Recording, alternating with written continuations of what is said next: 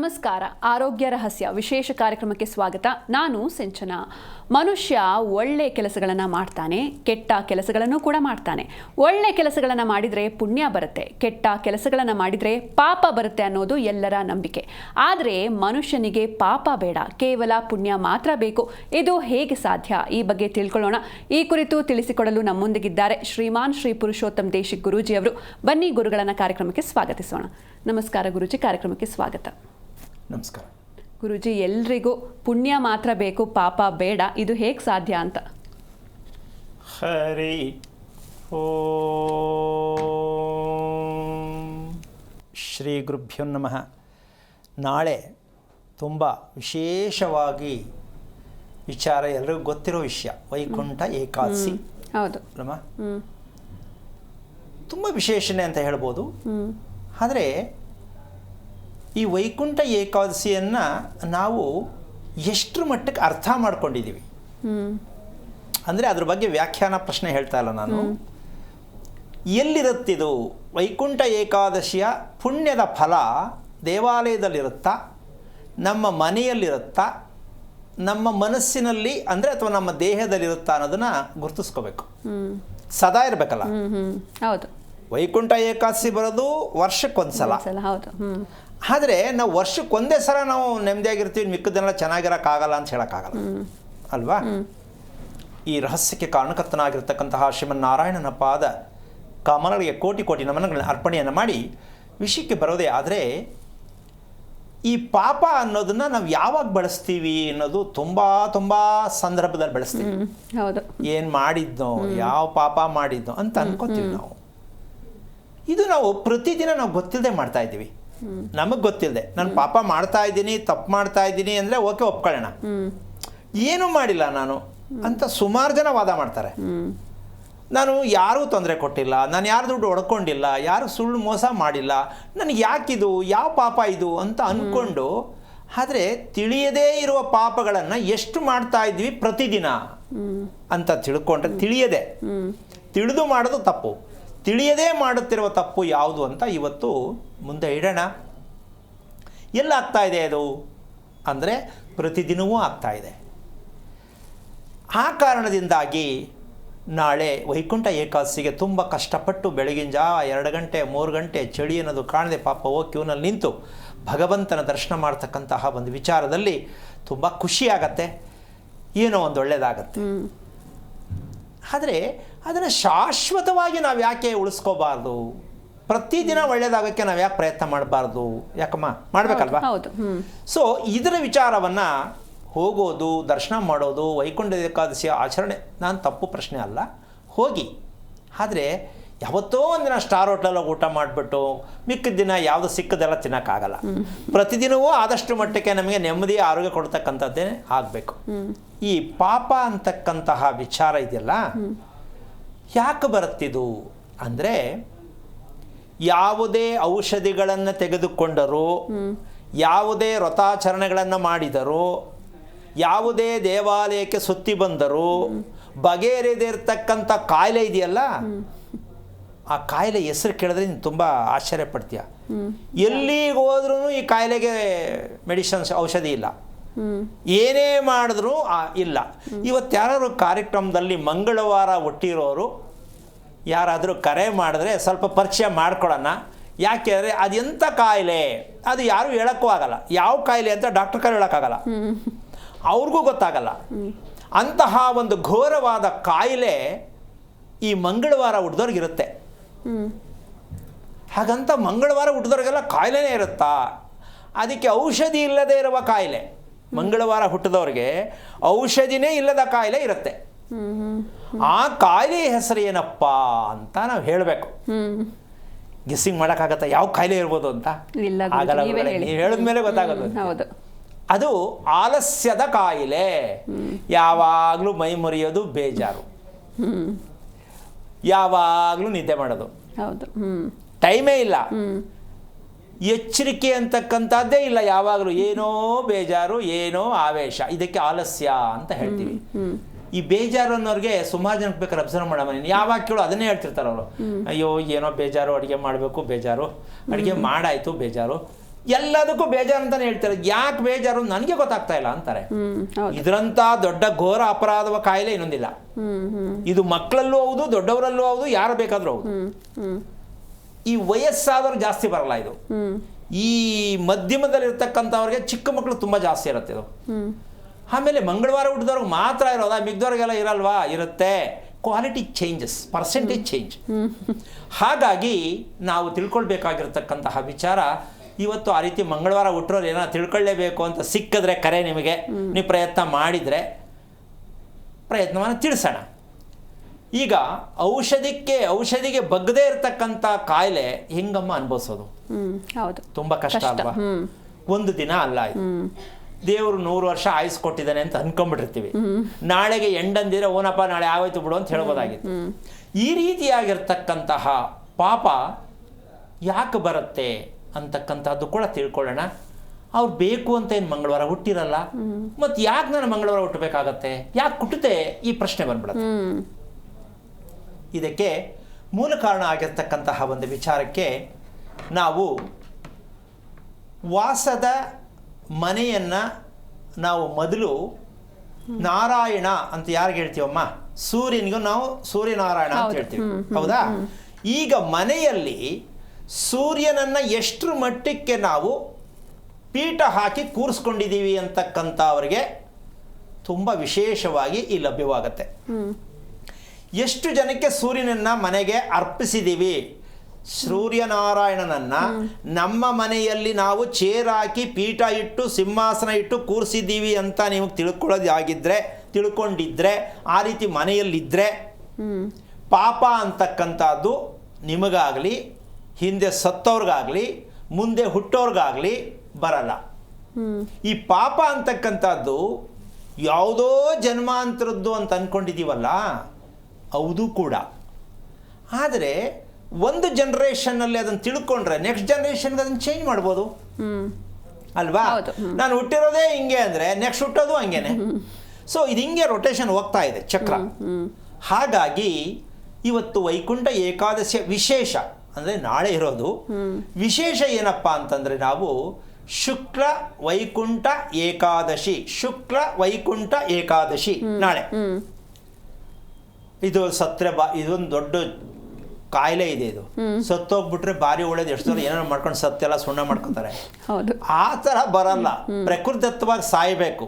ಅಷ್ಟು ಸುಲಭವಾಗಿ ವೈಕುಂಠ ಏಕಾದಶಿ ಸಾವು ಬರೋದು ತುಂಬ ಅಪರೂಪ. ಅಂತಹ ದಾಖಲೆ ಆಗಿರ್ತಕ್ಕಂಥ ತುಂಬ ಕಡಿಮೆ ಇದ್ದಾರೆ. ಎಂತ ಯೋಗ ಮಾಡಿರ್ತಕ್ಕಂಥವ್ರು ಸಿದ್ಧಿಪುರುಷರು ಕೂಡ ಇದನ್ನ ಬಳಸ್ಕೊಳಕ್ಕಾಗಲ್ಲ, ಅಷ್ಟು ಸುಲಭ ಅಲ್ಲ. ಹಾಗಂತ ಸಾಯಬೇಕು ಅಂತ ಮನಸ್ಸು ಮಾಡಬೇಕು ಅನ್ನೋದು ಯಾರ ಮನಸ್ಸಲ್ಲೂ ಬರಬಾರ್ದು. ಯಾಕೆ ಅಂತಂದರೆ ಸಾವನ್ನು ನಾವು ಬಯಸಂಗಿಲ್ಲ. ಹುಟ್ಟು ಸಾವು ನಮ್ಮದೇ ಆದ ರೀತಿಯಲ್ಲಿ ಬಳಸೋಕ್ಕಾಗಲ್ಲ. ಅದರ ಬಗ್ಗೆ ನಾವು ಯೋಚನೆ ಮಾಡೋದು ಬೇಡ.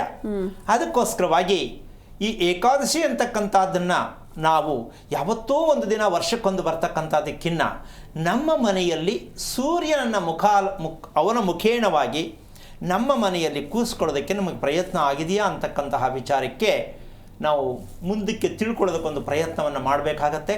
ಏನಪ್ಪ ಅದು? ಒಂದು ದಿನದಲ್ಲಿ 3 ಸಮಯ, ಬೆಳಗ್ಗೆ, ಮಧ್ಯಾಹ್ನ, ಸಂಜೆ. ರಾತ್ರಿ ಹೇಳಂಗಿಲ್ಲ. ಇದು ಮನುಷ್ಯ ಕುಲಕ್ಕೆ ಅವಮಾನ ರಾತ್ರಿ ಅಂತ ಹೇಳೋದು. ಯಾಕೆ ಅಂದರೆ ಊಟ ಮಾಡಬಾರ್ದಲ್ಲ, ಅದಕ್ಕೆ ಹೇಳಬಾರ್ದು ಅಂತ. ಅದು ಮಲಗಕ್ಕಷ್ಟೇ ಇರೋದು. ಈಗ ಪಾಪ ಅಲ್ಲೇ ಶುರು ಆಯ್ತಲ್ಲ, ಹೌದು ಅಲ್ವಾ? ನಾವು ಸಂಜೆ ಹೇಳಬೇಕು, ಬೆಳಗ್ಗೆ, ಮಧ್ಯಾಹ್ನ, ಸಂಜೆ ಹೇಳಬೇಕು. ರಾತ್ರಿ ಹೇಳಂಗಿಲ್ಲ. ಯಾಕೆ ಅಂದರೆ ರಾತ್ರಿ ಊಟ ಮಾಡ್ತಿರಲ್ಲ, ಅದಕ್ಕೆ ಹೇಳಬಾರ್ದು ಅಂತ. ನಮಗೆ ಏನಾಗತ್ತೆ, ರಾತ್ರಿ ಇನ್ನೂ 9 ಗಂಟೆ ಟೈಮ್ ಐತಲ್ವಾ ಅಂತಾರೆ. ಅದಂಗಾಗಲ್ಲ. ಸೂರ್ಯೋದಯ 6ರಿಂದ 6:30 ಅಂತ ಇಟ್ಕೊಳ್ಳೋಣ. ಸೂರ್ಯಾಸ್ತ 6ರಿಂದ 6:30 ಅಂತ ಇಟ್ಕೊಳ್ಳೋಣ. ಈ 2 ಸಮಯ ಸೂರ್ಯನಿಗೆ ತುಂಬ ನಮ್ಮ ದೇಹಕ್ಕೆ, ನಮ್ಮ ಮನಸ್ಸಿಗೆ, ನಮ್ಮ ಮನೆಗೆ ಬೇಕಾಗಿರ್ತಕ್ಕಂತಹ ತುಂಬ ಆರೋಗ್ಯದಾಯಕವಾದ ಕಿರಣಗಳು ಪ್ರಾಪ್ತಿಯಾಗತ್ತೆ. ಬೆಳಿಗ್ಗೆ ಉದಯ, ಸಂಜೆ ಅಸ್ತ.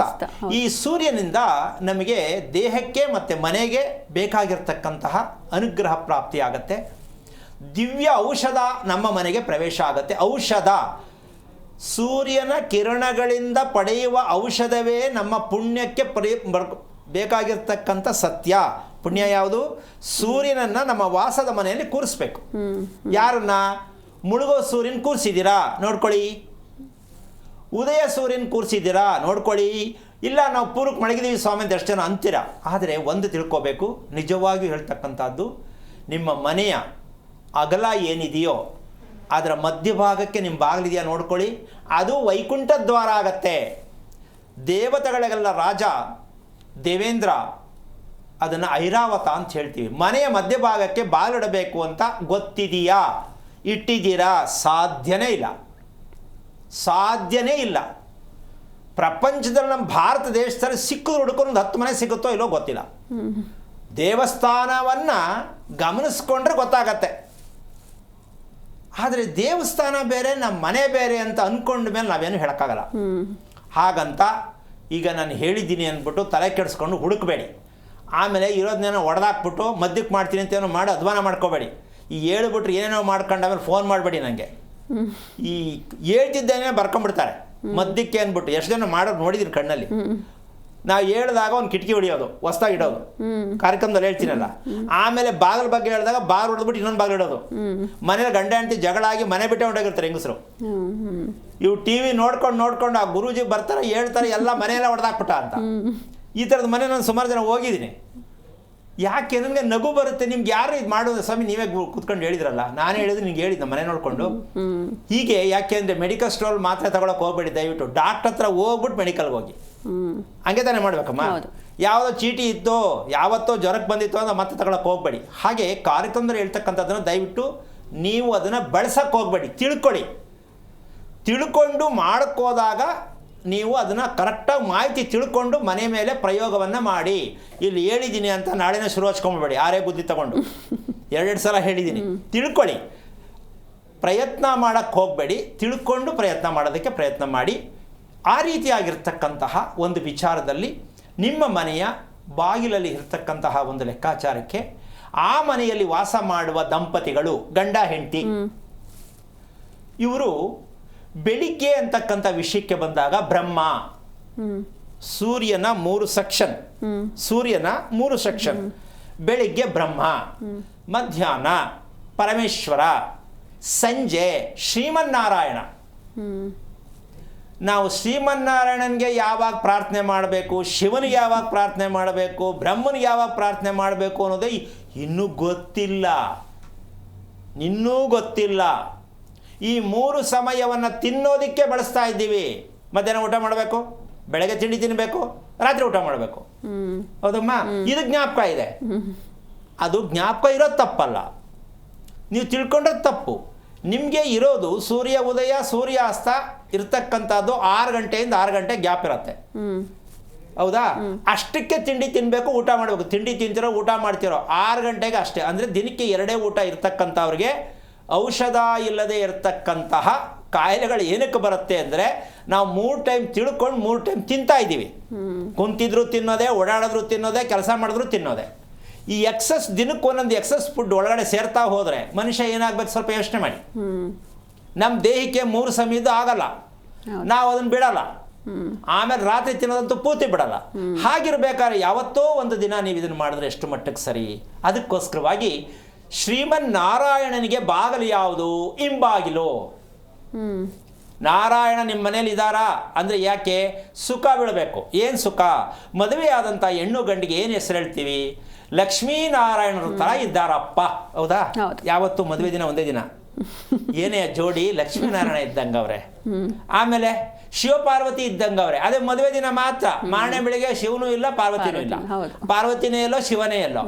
ಕಾರಣ ದಿಕ್ಕೆಟ್ಟ ಮನೆ. ಈ ಪದವನ್ನು ಯಾಕೆ ಬಳಸ್ತಾ ಇದ್ದೀನಿ ಅಂದರೆ ನಿಮಗೆ ಸ್ವಲ್ಪ ಕೋಪನೂ ಬರಬೇಕು, ಬೇಜಾರು ಬರಬೇಕು, ಮಾಡ್ಕೋಬೇಕಿಲ್ಲ, ಸರಿಯಾಗಿ ತಿಳ್ಕೋಬೇಕು ಅಂತ ಅರ್ಥ ಆಗಬೇಕು. ದಿಕ್ಕಿಲ್ಲದ ಮನೆ, ದಿಕ್ಕೆಟ್ಟ ಮನೆ, ಅದನ್ನು ನೀವೇ ಡಿಸೈಡ್ ಮಾಡಿ. ಯಾರ ಥರ ಕೇಳಕ್ಕೆ ಹೋಗ್ಬೇಡಿ. ನಮಗೆ ಯಾವುದು ಕಂಟ್ರೋಲ್ ಸಿಗ್ತಾ ಇಲ್ಲ, ನಮಗೇನು ಅರ್ಥ ಆಗ್ತಾ ಇಲ್ಲ ಅಂತ ತಿಳ್ಕೊಳ್ಳೋದು ನೀವು ತಿಳ್ಕೊಂಬಿಡ್ಬೇಕು. ಇದು ದಿಕ್ಕು ತಪ್ಪಿದ್ದೀವಿ, ದಿಕ್ಕು ತಪ್ಪಿದ ಮನೆಯನ್ನು ಕಟ್ಟಿದ್ದೀವಿ. ನೀವೇ ಡಿಸೈಡ್ ಮಾಡ್ಕೊಳ್ಳಿ. ನೀವು ಟೈಮ್ಗೆ ಏನು ಮಾಡೋಕ್ಕಾಗ್ತಾ ಇಲ್ಲೋ ಮನೆಯಲ್ಲಿ, ಬೆಳಗ್ಗೆದಾಗಲಿ ಮಧ್ಯಾಹ್ನದಾಗಲಿ ಸಂಜೆದಾಗಲಿ ನಿಮ್ಮ ಕೈಲಿ ಏನು ಮಾಡೋಕ್ಕಾಗ್ತಾ ಇಲ್ಲ, ಗಂಡ ಹೆಂಡತಿ ಕೈಲೂ ಆಗ್ತಾ ಇಲ್ಲ, ಮಕ್ಕಳ ಕೈಲೂ ಆಗ್ತಾ ಇಲ್ಲ ಅಂದರೆ ದಿಕ್ಕಿಲ್ಲದ ದಿಕ್ಕೆಟ್ಟ ಮನೆಯಲ್ಲಿ ವಾಸ ಮಾಡುತ್ತಿದ್ದೇವೆ. ಖಂಡಿತ ಗುರುಜಿ, ಈ ಬಗ್ಗೆ ಮಾತಾಡೋಣ. ಒಬ್ರು ಕಾಲರ್ ಇದ್ದಾರೆ, ಸ್ವಾತಿ ಅಂತ, ಆಂಧ್ರ ಪ್ರದೇಶದಿಂದ. ನಮಸ್ತೆ. ನಮಸ್ತೆ ಮಾ. ನಮಸ್ತೆ. ಹಲೋ. ಯಾರ ಬಗ್ಗೆ ಕೇಳಬೇಕಿತ್ತು? ಮ್ಯಾಮ್, ನನ್ನ ಹೆಸರು ಸ್ವಾತಿ ಅಂತ. ಹಾ. ನನ್ನ ಬಗ್ಗೆನೇ ಕೇಳಬೇಕಾಗಿತ್ತು. ನಿಮ್ಮ ನಕ್ಷತ್ರ ಹೇಳಿ ಮಾ. ಪೂರ್ವ ಭಾದ್ರ 3ನೇ ಪಾದ, ವೃಷಭ ಲಗ್ನ. ಓಕೆ, ಗುರೂಜಿ ಇದ್ದಾರೆ, ಮಾತನಾಡಿ ಮಾ. ಹಲೋ ಹಲೋ ನಮಸ್ತೆ ಗುರುಜಿ. ನಾರಾಯಣ ಹೇಳಮ್ಮ, ಏನು ಮಾಡ್ತಿದ್ಯಮ್ಮ? ನಮಸ್ತೆ ಗುರುಜಿ. ನಾರಾಯಣ ಹೇಳಪ್ಪ. ನಾನು ಅಕೌಂಟೆಂಟ್ ಕೆಲಸ ಮಾಡ್ತಿದ್ದೀನಿ. ಹಾಂ, ಏನು ಓದಿದ್ಯಾ? ನಾನು PUC ಓದಿದ್ದೀನಿ ಗುರುಜಿ. ಓಕೆ, ಏನು ಆಗಬೇಕು ಅಂತ ನಾನು ಕರೆ. ಟಿವಿ ನೋಡ್ತಿಲ್ಲ ಮ್ಯಾಮ್, ಆಫೀಸಲ್ಲಿ ಇದ್ದೀನಿ. ಓಕೆ ಓಕೆ ಓಕೆ, ಏನು ಕೇಳಬೇಕು ಅಂತ ಮಾಡಿದ್ಯಪ್ಪ?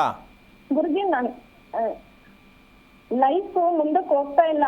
ಯಾವಾಗ್ಲೂ ನಾನೇ ಕೆಲಸ ಮಾಡ್ಬೇಕು. ನಮ್ಮ ಯಜಮಾನ್ರು ಸ್ವಲ್ಪನೂ ರೆಸ್ಪಾನ್ಸಿಬಿಲಿಟೀಸ್ ತಗೊಂತಾ ಇಲ್ಲ. ಎಷ್ಟು ವರ್ಷ ಆಯ್ತು? ತಗೊಂಡ್ರು ಅವ್ರಿಗೆ ಹೆಲ್ತ್ ಇಶ್ಯೂಸ್ ಬರ್ತಿದೆ. ಎಷ್ಟು ವರ್ಷ ಆಯ್ತು ಮದುವೆ ಆಗಿ? ಮದ್ವೆ ಆಗಿ 11 ಇಯರ್ಸ್ ಆಗಿದೆ. ಯಾವ ವಾರ ಮದುವೆ ಆಯಿತು? ಬುಧವಾರ. ನೀನು ಹುಟ್ಟಿದ್ದು?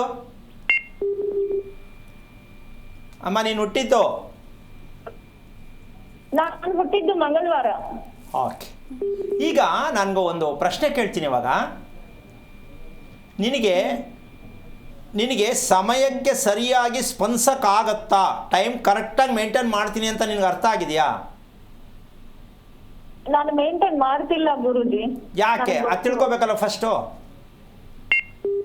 ಈಗ ನಿಮ್ ಪ್ರೋಗ್ರಾಮ್ ನೋಡಿದ ಮೇಲೆನೆ ಅರ್ಥ ಆಯ್ತು. ನಿಮ್ ಪ್ರೋಗ್ರಾಮ್ಸ್ ನೋಡಿದ ಮೇಲೆನೆ ಅರ್ಥ ಆಯ್ತು ಗುರುಜಿ. ಅದಕ್ಕೆ ಮುಂಚೆ ಗೊತ್ತಿಲ್ಲ? ಹಾ, ಗೊತ್ತಿಲ್ಲ. ಓಕೆ, ತಿಳ್ಕೊ, ಬೇಜಾರು ಮಾಡ್ಕೋಬೇಡ, ತಿಳ್ಕೊ, ಹೇಳ್ಕೊಡ್ತೀನಿ. ಬೇಜಾರು ಮಾಡ್ಕೋಬಾರ್ದು. ಆದ್ರೆ ಕನ್ನಡ ಅರ್ಥ ಆಗುತ್ತೆ ಹೇಳಿ. ಏನಪ್ಪ ಕನ್ನಡ? ಅಂದ್ರೆ ಅವ್ರು ತೆಲುಗು ಅವರು, ಬಟ್ ನಾನು ತೆಲುಗರು ಸ್ವಲ್ಪ ಮೆತ್ತಿಗೆ ಮಾತಾಡಿ, ಅಂದ್ರೆ ನಿಧಾನಕ್ಕೆ ಮಾತಾಡಿ ಆಂಧ್ರದಿಂದ ಕಾಲ್ ಮಾಡ್ತಾ ಇದ್ದೀನಿ. ఓకే ఓకే, నేను చెప్పేది బాగా అర్థమైతా ఉందా? బాగా అర్థమవుతుంది గురుజీ. నేను ಬ್ಯಾಂಗ್ಳೂರಲ್ಲಿ 4 years ಕೆಲಸ ಮಾಡಿದ್ದೀನಿ. ಕನ್ನಡ ಕಲ್ತ್ಕೊಂಡಿದ್ದೀನಿ. ಸ್ವಲ್ಪ ಕಷ್ಟ, ಆದ್ರೆ ನಿಧಾನಕ್ಕೆ ಮಾತಾಡಿ. Okay okay okay.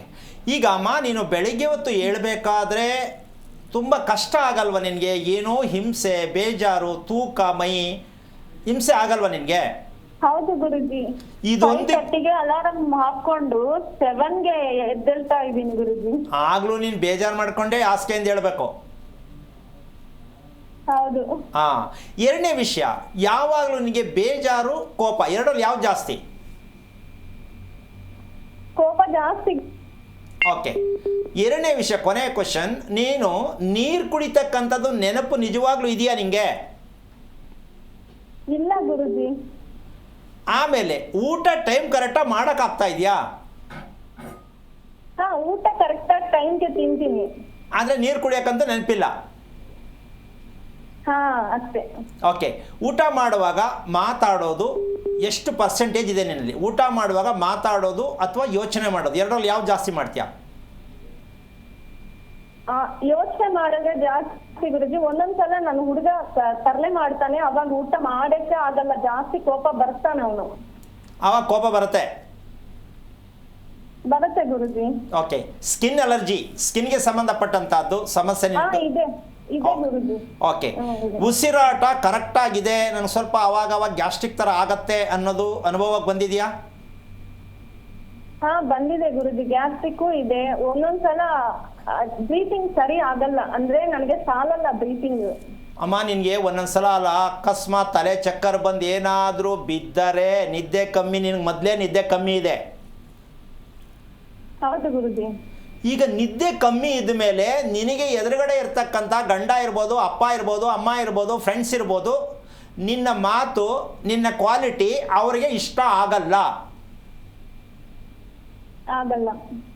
ನಿನಗೆ ತುಂಬ ಬೇಜಾರಾಗತ್ತೆ. ನಾನು ಒಬ್ರಿಗೆ ಒಳ್ಳೇದಾಗಲಿ ಅಂತ ಇರ್ತೀನಿ, ನನ್ನ ಬಗ್ಗೆ ಯಾಕೆ ಈ ಥರ ಅಂತ ತುಂಬ ಬೇಜಾರಾಗಲ್ಲ ನಿನಗೆ? ಅರ್ಥ ಇದೆ ಗುರುಜಿ, ಬಟ್ ನಾನು ಏನ್ ಮಾಡಕ್ಕೆ ಅರ್ಥ ಆಗ್ತಿಲ್ಲ. ನಿಮ್ ಕಾಲ್ಗೆ ಟ್ರೈ ಮಾಡ್ತಾ ಇದ್ದೀನಿ ನಾನು. ಒಂದ್ ನಿಮಿಷ ಕೇಳಿಸ್ಕೊಮ್ಮ. ಈಗ ಮಂಗಳವಾರ ಡೀಟೇಲ್ಸ್ ಸಿಕ್ತಮ್ಮ? ಹೌದು, ನೀವು ಹೇಳ್ತಾ ಇದ್ರಿ. ಮಂಗಳವಾರದ ಫುಲ್ ಡೀಟೇಲ್ಸ್ ಹುಟ್ಟಿರಲ್ಲ, ದಯವಿಟ್ಟು ತಿಳ್ಕೊಡಿ. ಇದಕ್ಕೆ ಔಷಧಿ ಇದೆಯಾ? ಪ್ರಪಂಚದಲ್ಲೇ ಇಲ್ಲ. ಅದೃಷ್ಟವಸಾತ್ ಪಾಪ ಈ ಹುಡುಗಿ ಅಲ್ಲಿಂದ ಪ್ರಯತ್ನ ಮಾಡಿ ಕರೆ ಮಾಡಿದೆ. ಒಂದು ರೀತಿ ಖುಷಿ, ನೀನು ಬೇಜಾರು ಮಾಡ್ಕೋಬೇಡ. ಪೂರ್ವಭಾದ್ರ ನಕ್ಷತ್ರಕ್ಕೆ ಅಮ್ಮ ಮದುವೆ ಅಂತಕ್ಕಂಥದ್ದು 90% ದಾಂಪತ್ಯ ಇಲ್ಲ ಅಮ್ಮ. ನೀನೇ ಸಾಕಬೇಕು, ಅರ್ಥ ಆಯ್ತು ಗುರುಜಿ. ನೀನೇ ಸಾಕಬೇಕು, ನೀನೇ ಹುಡುಗನು ನೀನೇ ಹುಡುಗಿನೋ. ಬಟ್ ಎದುರುಗಡೆ ಇರೋ ವ್ಯಕ್ತಿ ಗಂಡನಿಗೆ ನೀನು ಆಪ್ಷನ್ ಕೊಡಂಗಿಲ್ಲ. ಅವನು ಏನಾರು ಮಾಡಲಿ, ಹೆಂಗೋ ಎಳ್ಕೊಂಡು ಹೋಗೋಣ, ಶಿಲ್ಪಿ ಓದೋಕ್ಕೆ ಆದರೆ ಕಂಟ್ರಾಕ್ಟರ್ ಕೆಲಸ ಮಾಡ್ತಾರಲ್ಲಮ್ಮ, ಸಿಟಿ ಓದೋದು. ಬಸ್ ಕೆಲಸ ಮಾಡ್ತಾ ಇದ್ದೀನಿ ಗುರುಜಿ. ಹಂಗೆ ಮಾಡಬೇಕು. ನಿನ್ನ ಜೀವನನೇ ದೇಹ ಎಲ್ಲ ಪೂರ್ಣವಾಗಿ ಕಷ್ಟಪಟ್ಟೇ ಪಡ್ಕೋಬೇಕು. ನೀನು ಯಾರು ನಿನಗೆ ಹತ್ರಕ್ಕೆ ತಂದು ಕೊಡಲ್ಲ. ನಿನ್ನ ಶ್ರಮಕ್ಕೆ ಫಲ ಸಿಕ್ಕಲ್ಲ. ಬೇರೆಯವ್ರಿಗೆ ನಿನ್ನ ಕ್ಲಾಸಲ್ಲೇ ಇರೋರು ಬೇರೆಯವ್ರ ಸಂಬಳ ಜಾಸ್ತಿ, ನಿನಗೆ ಕಮ್ಮಿ ಇರುತ್ತೆ. ಹೌದು ಗುರುಜಿ. ಇದೆಲ್ಲ ನೀನು ತಿಳ್ಕೊಳ್ಳದೆ ಮದುವೆ ಮಾಡ್ಕೊಂಡಿದ್ದು ತಪ್ಪಲ್ವಾ? ಗೊತ್ತಿಲ್ಲ. ಅರ್ಥ ಆಯ್ತಮ್ಮ? ಗೊತ್ತಿಲ್ಲ. ಆಯ್ತು ಗುರುಜಿ. ಬಟ್ ನನಗೇನು ಅಂದ್ರೆ ಏನ್ ಮಾಡಕ್ಕೂ ಅರ್ಥ ಆಗ್ತಿಲ್ಲ. ಒಂದ್ ನಿಮಿಷ ನಾನೇ ದುಡಿಬೇಕು. ಒಂದ್ ನಿಮಿಷ ಕೇಳಿಸ್ಕೊ. ಈಗ ನಿನ್ನ ಗಂಡನ ಮೇಲೆ ನೀನು ವರದಿ ಹಾಕಂಗಿಲ್ಲ. ಮದುವೆ ಮಾಡ್ಕೊಂಡಾಗಿದೆ, ಹೆಂಗೋ ಎಳ್ಕೊಂಡು ಹೋಗ್ಬೇಕು, ಬಿಡಕ್ಕಾಗಲ್ಲ. ಸ್ವಲ್ಪ ಏನಾದ್ರು ಬೇಜಾರು ಮಾಡ್ಕೊಂಡ್ರೆ ಬಾಯ್ ಟಾಟಾ ಆಗ್ಬಿಡತ್ತೆ. ಆ ಕೆಲಸ ಮಾಡ್ಕೋಬೇಡ. ಅದಕ್ಕೆ ನೀನು ಮಾಡಬೇಕಾದ ಕೆಲಸ ಏನು ಅಂತಂದರೆ, ಫಸ್ಟು ನಾನು ಪೂರ್ವಾಭಾದ್ರ ನಕ್ಷತ್ರಕ್ಕೆ ಹುಟ್ಟಿರುವ ಕಾರಣ, ನಾನು ಮಂಗಳವಾರ ಹುಟ್ಟಿರುವ ಕಾರಣ, ನಾನು ಏನನ್ನ ತಿಳ್ಕೋಬೇಕು, ಏನನ್ನ ಮಾಡಬೇಕು ಅಂತಕ್ಕಂಥ ಸತ್ಯವನ್ನು ನೀನು ತಿಳ್ಕೊಂಡಾಗ, ಇನ್ನೊಂದು ಸಲ ನೀವಿಬ್ಬರು ಮದುವೆ ಮಾಡ್ಕೊಂಡಾಗ ನಿಮ್ಮ ಅಕೌಂಟ್ ಓಪನ್ ಆಗತ್ತೆ. ಅರ್ಥ ಆಯ್ತಾ? ಆಯ್ತು. ಇದು ಮಾಡು, ಯೋಚನೆ ಮಾಡಬೇಡ. ಇನ್ನೊಮ್ಮೆ ಮದುವೆ ಮಾಡ್ಕೋಬೇಕು ಅಂದರೆ ಎಲ್ಲಿ ಮಾಡ್ಕೋಬೇಕು, ಏನಕ್ಕೆ ಮಾಡ್ಕೋಬೇಕು, ಕಾರಣ ಏನು, ಇದೆಲ್ಲವನ್ನು ತಿಳ್ಕೊ. ಬಟ್ ನಿನ್ನ ಸಿಸ್ಟಮ್ ಟೈಮ್ ಟೇಬಲ್ನ ಹೇಳ್ಕೊಡ್ತೀನಿ. ನಿನ್ನ ದೇಹದಲ್ಲಿರ್ತಕ್ಕಂಥ ಸಮಸ್ಯೆಗಳೇನು ಅಂದರೆ, ಕಾಯಿಲೆ ಇಲ್ಲ, ಕಾಯಿಲೆ ಅಂತ ಹೇಳಿ ಟ್ರೀಟ್ಮೆಂಟ್ ತೊಗೊಳಕ್ಕಾಗಲ್ಲ. ನೀನೇನೋ ಟ್ರೀಟ್ಮೆಂಟ್ ತೊಗೊಂಡ್ರೆ ಉಸಿರಾಟಕ್ಕೆ ತುಂಬ ಸಮಸ್ಯೆ ಆಗುತ್ತೆ. ನಾನು ಏನಾಗ್ಬಿಡ್ತೀನಿ ಅನ್ನೋ ಭಯದಲ್ಲಿ ಬದುಕೋಬೇಕಾಗತ್ತೆ. ನಿದ್ದೆ ನಿನಗೆ ಬರೀ 25% ಅಷ್ಟೇ ನಿದ್ದೆ ಇರೋದು. ನಿನ್ನ ವಯಸ್ಸಿಗೆ ಬೇಕಾದ ನಿದ್ದೆ ಇಲ್ಲ.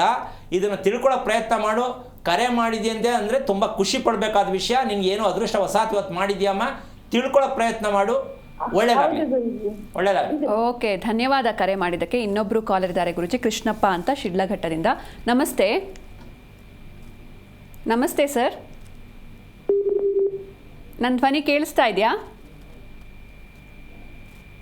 ನಮಸ್ತೆ ಕೃಷ್ಣಪ್ಪ ಅವರೇ. ಓಕೆ, ಕಾಲ್ ಕಟ್ಟಾಗಿದೆ ಗುರುಜಿ. ಇನ್ನು ಸೂರ್ಯನ ಬಗ್ಗೆ ಹೇಳ್ತಾ ಇದ್ರಿ, ಅದನ್ನು ಮುಂದುವರಿಸಿ. ಈಗ ಆ ಹುಡುಗಿ ಪಾಪ ಎಷ್ಟು ಮನಸ್ಸಿಗೆ ನೋವು ಮಾಡ್ಕೊಂಡು ಪ್ರಶ್ನೆ ಕೇಳ್ತೇಕಮ್ಮ. ಈ ಥರ ಹೆಣ್ಣುಮಕ್ಕಳು ಒಲ್ಲದ ಮದುವೆನೇ ಮಾಡ್ಕೋತಾರದು ಇವಾಗೆಲ್ಲ ಡೌಟಲ್ಲಿ.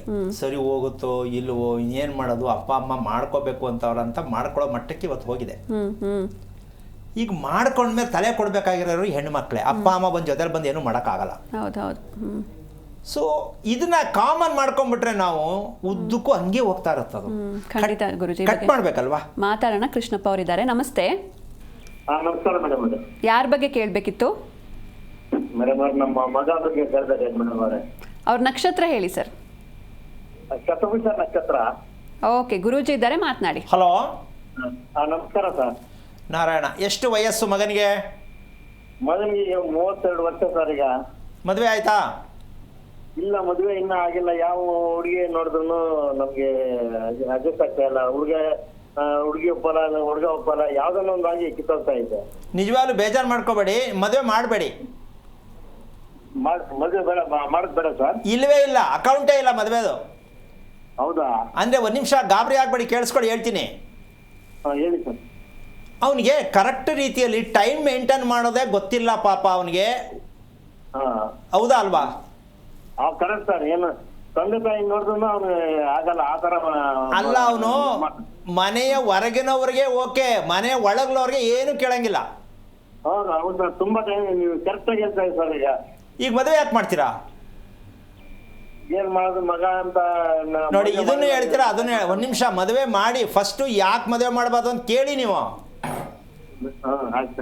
ಈಗ ಮದುವೆ ಮಾಡಬೇಡ ಅಂತ ಹೇಳೋದು ಯಾವುದೇ ಕಾರಣಕ್ಕೂ ಅಷ್ಟು ಸುಲಭ ಅಲ್ಲ. ನಾನು ಹೇಳಿದ್ದೀನಿ ಮದುವೆ ಬೇಡ ಅಂತ. ಯಾಕೆ ಅಂದರೆ ಶತಭಿಷ ನಕ್ಷತ್ರ ಅಂತಕ್ಕಂತಹ ಒಂದು ವಿಷಯಕ್ಕೆ ಹೋದಾಗ ಅವನ ಬಾಯಿಂದ ಕೆಲವು ಸಲ ಮಾತಾಡ್ತಾನೆ. ಆ ಮಾತಾಡಿದಾಗ ನಿಮಗೆ ತಡ್ಕೊಳಕ್ಕಾಗಲ್ಲ, ಅವನಿಗೆ ಕಂಟ್ರೋಲ್ ಇಲ್ಲದೆ ಮಾತಾಡ್ತಾನೆ ಅವನು. ಹೌದು ಸರ್. ನಮಗೂ ಮಗನಿಗೂ ಅಂಡರ್ಸ್ಟ್ಯಾಂಡಿಂಗ್ ಇಲ್ಲ ಸರ್. ಆ ಥರ ಐತೆ. ಅಲ್ಲ, ಹೆಂಗಿದೆ ಗೊತ್ತಾ? ಇಲ್ಲ ನೀವಿರ್ಬೇಕು, ಇಲ್ಲ ಅವನಿರ್ಬೇಕು. ನೀವಿಬ್ಬರು ಒಂದೇ ಮನೇಲಿ ಇರಂಗಿಲ್ಲ. ಹೌದು ಸರ್. ಇದು ಹಂಗೆ ಹಂಗೆ ಈಗ ನೀವು ಸರಿ, ಹಿಂಗಾದ್ಮೇಲೆ ಯಾಕೆ ತಿಳ್ಕೊಳ್ಳಿಲ್ಲ ನಾವು? ಏನು ಕಾರಣ? ಮಗನ ತಪ್ಪ, ನನ್ನ ತಪ್ಪ, ಯಾಕೆ ತಿಳ್ಕೊಳ್ಳಿಲ್ಲ? ಸರ್ ಅದೇ ನಿಮ್ ಪ್ರೋಗ್ರಾಮ್ ನೋಡ್ತಾ ಇದ್ದೀನಿ ಸರ್, 2 ತಿಂಗಳಿಂದ ಟ್ರೈ ಮಾಡ್ತಾ ಇದ್ವಿ, ಕನೆಕ್ಷನ್ ಸಿಗ್ತಾ ಇದೆ ಸರ್. ಇವತ್ತೇನು ದೇವ್ರ ಪುಣ್ಯ ನಮ್ಗೆ ಸಿಕ್ಕಿದೆ ಸರ್. ಅಂದರೆ ಫೋನಲ್ಲಿ ಎಲ್ಲ ತಿಳ್ಕೊಂಬೇಡ ಅಂತ ತೀರ್ಮಾನ ಮಾಡಿದ್ರಾ? ಇಲ್ಲ ಸರ್, ನಿಮ್ಮ ಪ್ರೋಗ್ರಾಮ್ ನೋಡಿದ್ರೆ ನಾನು ಬೇರೆ ಒಂದು 10 ಜನ ಕೇಳ್ತಾ ಇರ್ತೀನಿ ಸರ್. ಅಲ್ಲ, ಈ ಪ್ರೋಗ್ರಾಮ್ ನೋಡಿ ಅಂತ ನಾನೇ ಒಂದು 10 ಜನ ಕೇಳ್ತಾ ಇರ್ತೀನಿ ಸರ್. ಮೊದಲು ನೀವು ರಿಪೇರಿ ಮಾಡ್ಕೊಳ್ಳಿ, ಇನ್ನೂ 10 ಜನ ಸಿಗ್ತಾರೆ ನಿಮಗೆ, ಹೇಳಕ್ಕೂ ಖುಷಿ ಆಗುತ್ತೆ. ನೀವು ರಿಪೇರಿ ಮಾಡ್ಕೋಬೇಕು ಸರ್. ಅದು ಏನೋ ಸ್ವಲ್ಪ ದಯವಿಟ್ಟು ಸ್ವಲ್ಪ ಹೇಳಿ ಸರ್. ಈಗ ವಿಷಯ ತಿಳ್ಕೊಳ್ಳಿ. ನೀವು ಮನೆ ಕಟ್ಟಿದ್ದೀರಾ? ಹೌದು ಸರ್, ಮನೆ ಕಟ್ಟಿದ್ದೀನಿ. ಎಷ್ಟು ವರ್ಷ ಆಯಿತು? ಕಟ್ಟಿ ಆವಾಗಲೇ ಒಂದು 30-35 ವರ್ಷ ಆಗಿದೆ ಸರ್ ಎಲ್ಲ. ಎಷ್ಟು ಅಡಿ ಮನೆ ಕಟ್ಟಿರೋದು ಗೊತ್ತಿದೆಯಾ? ಗೊತ್ತಿದೆ ಸರ್. 50 ಅಡಿ ಉದ್ದ, ಪೂರ್ವ ಪಶ್ಚಿಮ 50 ಅಡಿ, ಹಾಂ, ಅಗಲ 24 ಅಡಿ. ಇದು ನೀವೇ ಪ್ಲ್ಯಾನ್ ಮಾಡಿದ್ದಾ ಅಥವಾ ಯಾರು ನಿಮ್ಮ ತಂದೆ ಕಟ್ಸಿದ್ದ? ಇಲ್ಲ ಸರ್, ಇದು ಸೈಜ್ ಸಿಕ್ಕಿದ್ದೆ ಅಷ್ಟೇ ಸರ್. ಈಗ ಫಸ್ಟ್ 12-55 ಇತ್ತು, 55 ಇತ್ತು. ಹಾಂ, ಮತ್ತೆ ಇನ್ನೊಂದು ಸೈಜ್ ತಗೊಂಡು 2 ಒಂದು ಮಾಡಿಬಿಟ್ಟು 50 ಅಡಿ ಉದ್ದ, 24 ಅಡಿ ಅಗಲ ಮಾಡಿ ಕಟ್ಬಿಟ್ಟಿದ್ವಿ ಸರ್. ಮನೆ ಎಲ್ಲ ಫುಲ್ ಕಟ್ಬಿಟ್ಟಿದ್ವಿ. ಓಕೆ. 2 ಫ್ಲೋರ್.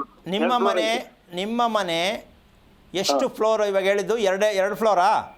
ಹೌದು ಸರ್, 2 ಫ್ಲೋರ್. ನೀವೇ ಇದ್ದೀರಾ? ನಾವೇ ಇದ್ದೀರಿ, ಇದರಲ್ಲಿ ವಾಸ ನಾವೇ ಇದ್ದೀರಿ. ಕೆಳಗಡೆ ಏನು? ಕೆಳಗಡೆ ಸಂಸಾರ ಇದ್ದೀರಿ. ಈಗ ಅರ್ಧ ಮನೆ ಬಾಡಿಗೆ ಕೊಟ್ಬಿಟ್ಟಿದ್ರಿ, 2 ಅಂಗಡಿ.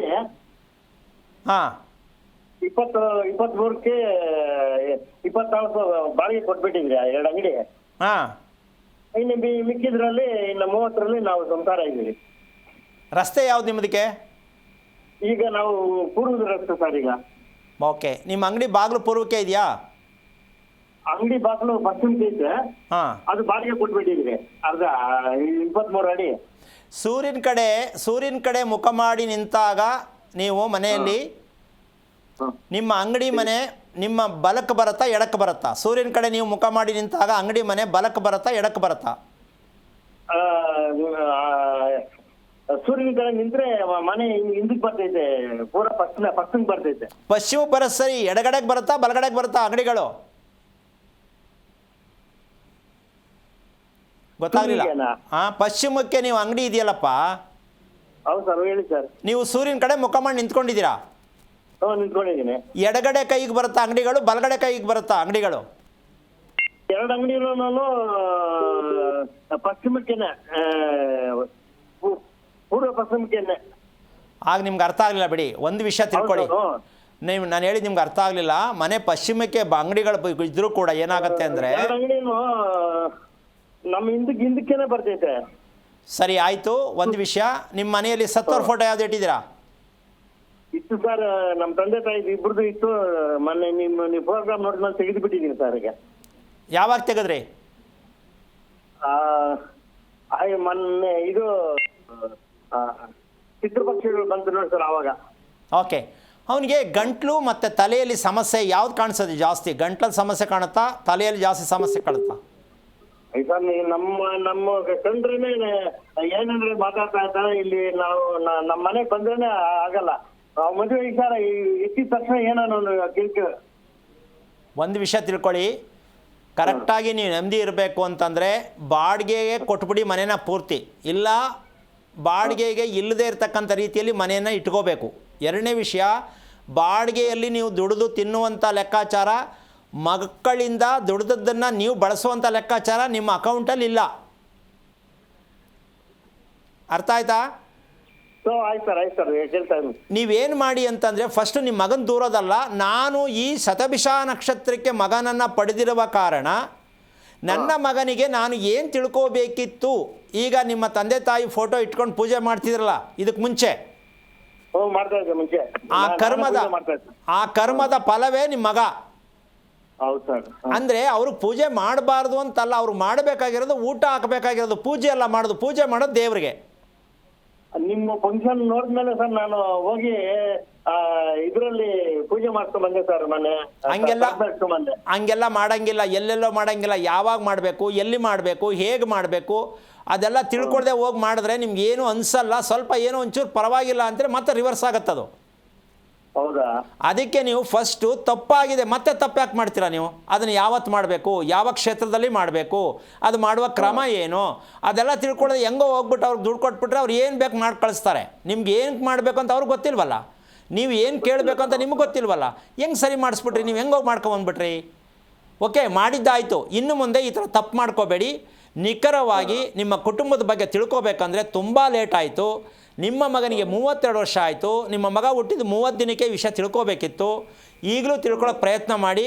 ಮಗನ ಬಗ್ಗೆ ಯಾವುದೇ ಕಾರಣಕ್ಕೂ ನೀವು ದೂರ ಹಾಕೋದು, ಅವನ ಮೇಲೆ ಕೋಪ ಮಾಡ್ಕೊಳ್ಳೋದು ಮಾಡಬೇಡಿ. ನಿಮ್ಮ ಕರ್ತವ್ಯ ಇದು. ಬೇಕಾದ್ರೆ ಹೇಳ್ಕೊಡ್ತೀನಿ, ನಿಮ್ಮ ಮಗನ ಕರ್ಕೊಂಡು ಬನ್ನಿ, ಇಲ್ಲ ಕರ್ಕೊಂಬಂದ್ರೆ ನೀವೇ ಬನ್ನಿ, ಕ್ರಮ ಹೇಳ್ಕೊಡ್ತೀನಿ. ಅದು ತಿಳ್ಕೊಂಡು ಅದರಿಂದ ಹೊರಗೆ ಬನ್ನಿ. ಮನೆ ಸಡನ್ನಾಗಿ ಸರಿ ಇಲ್ಲ ಅಂತಾನೋ, ನನ್ನ ಮಗ ಸರಿ ಇಲ್ಲ ಅಂತಾನೋ, ನಾನು ಸರಿ ಇಲ್ಲ ಅಂತಾನೋ, ಇವೆಲ್ಲ ಏನು ಅನ್ಕೋಬೇಡಿ. ನಾವು ತಿಳ್ಕೊಳ್ಳದೇ ಇದ್ದೀವಿ ಅಂತ ತಿಳ್ಕೊಳ್ಳೋಕೆ ಪ್ರಯತ್ನ ಮಾಡಿ. ಒಳ್ಳೆಯದಾಗಲಿ. ಓಕೆ, ಧನ್ಯವಾದ ಕರೆ ಮಾಡಿದ್ದಕ್ಕೆ. ವೀಕ್ಷಕರೇ, ನೀವು ಕೂಡ ಗುರುಗಳ ಹತ್ರ ಮಾತಾಡಬಹುದು. ಟಿವಿ ಸ್ಕ್ರೀನ್ ಮೇಲೆ ಲಭ್ಯ ಇರುವಂಥ ನಂಬರ್ಸ್ಗೆ ಕರೆ ಮಾಡಿ ಗುರುಗಳ ಜೊತೆ ನೇರವಾಗಿ ಮಾತಾಡಿ. ಗುರೂಜಿ, ನೀವಾಗಲೇ ಈ ಸೂರ್ಯನ ಬಗ್ಗೆ ಹೇಳ್ತಾ ಇದ್ರಿ, ಅದನ್ನು ಮುಂದುವರಿಸಿ. ಈಗ ಇಲ್ಲಿ ವಿಚಾರ ನಾನು ಆವಾಗಲೇ ಹೇಳಿದ್ದೀನಿ, ನಾವು ನಾರಾಯಣ ಅಂತಕ್ಕಂತಹ ವಿಚಾರ, ಪರಮೇಶ್ವರ ಅಂತಕ್ಕಂತಹ ವಿಚಾರ, ಇವೆರಡಕ್ಕೂ ಕೂಡ ನಾವು ಅವಾಗವಾಗ ಜ್ಞಾಪಿಸ್ಕೊತಾ ಇರ್ತೀವಿ, ಪೂಜೆನೂ ಮಾಡೋಕ್ಕೆ ಹೋಗ್ತೀವಿ. ಆದರೆ ಇವರಿಬ್ಬರನ್ನು ಒಂದೇ ಪದದಲ್ಲಿ ನಾವು ಬಳಸುವಂಥದ್ದನ್ನ ಕೂಡ ಕಲಿಬೇಕು. ಪರಮೇಶ್ವರ ಮತ್ತು ಶ್ರೀಮನ್ನಾರಾಯಣ ಇಬ್ಬರನ್ನು ಒಂದೇ ಪದದಲ್ಲಿ ಕರಿಬೇಕು. ಅವನು ಪರಮೇಶ್ವರ ನಮ್ಮದು, ಶ್ರೀಮನ್ನಾರಾಯಣ ನಮ್ಮದು ಅಲ್ಲ. ಅದು ನಾಳೆ ವೈಕುಂಠ ಏಕಾದಶಿ ವಿಶೇಷದಲ್ಲಿ ಪ್ರತಿಯೊಬ್ಬರು ಬಾಯಲ್ಲಿ ಹೇಳಬೇಕಾಗಿರ್ತಕ್ಕಂಥ ವಿಚಾರ. ಓಂ ನಮೋ ನಾರಾಯಣಾಯ. ಇಬ್ಬರು ಬಂದ್ರಲ್ಲಿ ಓಂ ಯಾರು? ಪರಮೇಶ್ವರ. ಇದನ್ನು ನಾವು ಮೊದಲು ಉಚ್ಚಾರಣೆಯಲ್ಲಿ ನಮ್ಮ ದೇಹದಲ್ಲಿ ಏನೆಲ್ಲ ಬದಲಾವಣೆ ಆಗತ್ತೆ, ಓಂ ನಮೋ ನಾರಾಯಣಾಯ. ಇಲ್ಲಿ ಓಂ ಅಂತಕ್ಕಂಥದ್ದಕ್ಕೆ 3 ಅಕ್ಷರ. ಆಕಾರ, ಉಕಾರ, ಮಕಾರ ಬರುತ್ತಲ್ಲ, ಅದು ಅರ್ಧ. 3 ಅಕ್ಷರ. ನಾರಾಯಣಾಯ ಅಂತಕ್ಕಂತಹ ಒಂದು ಲೆಕ್ಕಾಚಾರಕ್ಕೆ ತಗೊಂಡಾಗ 8 ಅಕ್ಷರದಲ್ಲಿ ಇರ್ತಕ್ಕಂಥದ್ದು. ಒಳಗಡೆ 4 ಮೂಲೆ, ಹೊರಗಡೆ 4 ಮೂಲೆ, 8 ಮೂಲೆ. ಇದು 3 ಲೆಕ್ಕಾಚಾರ ತಗೊಂಡಾಗ 12, 11 ಅಂದರೆ 12ಕ್ಕೆ ಸಮ ಅಂತ ಲೆಕ್ಕಾಚಾರಕ್ಕೆ ಬರುತ್ತೆ.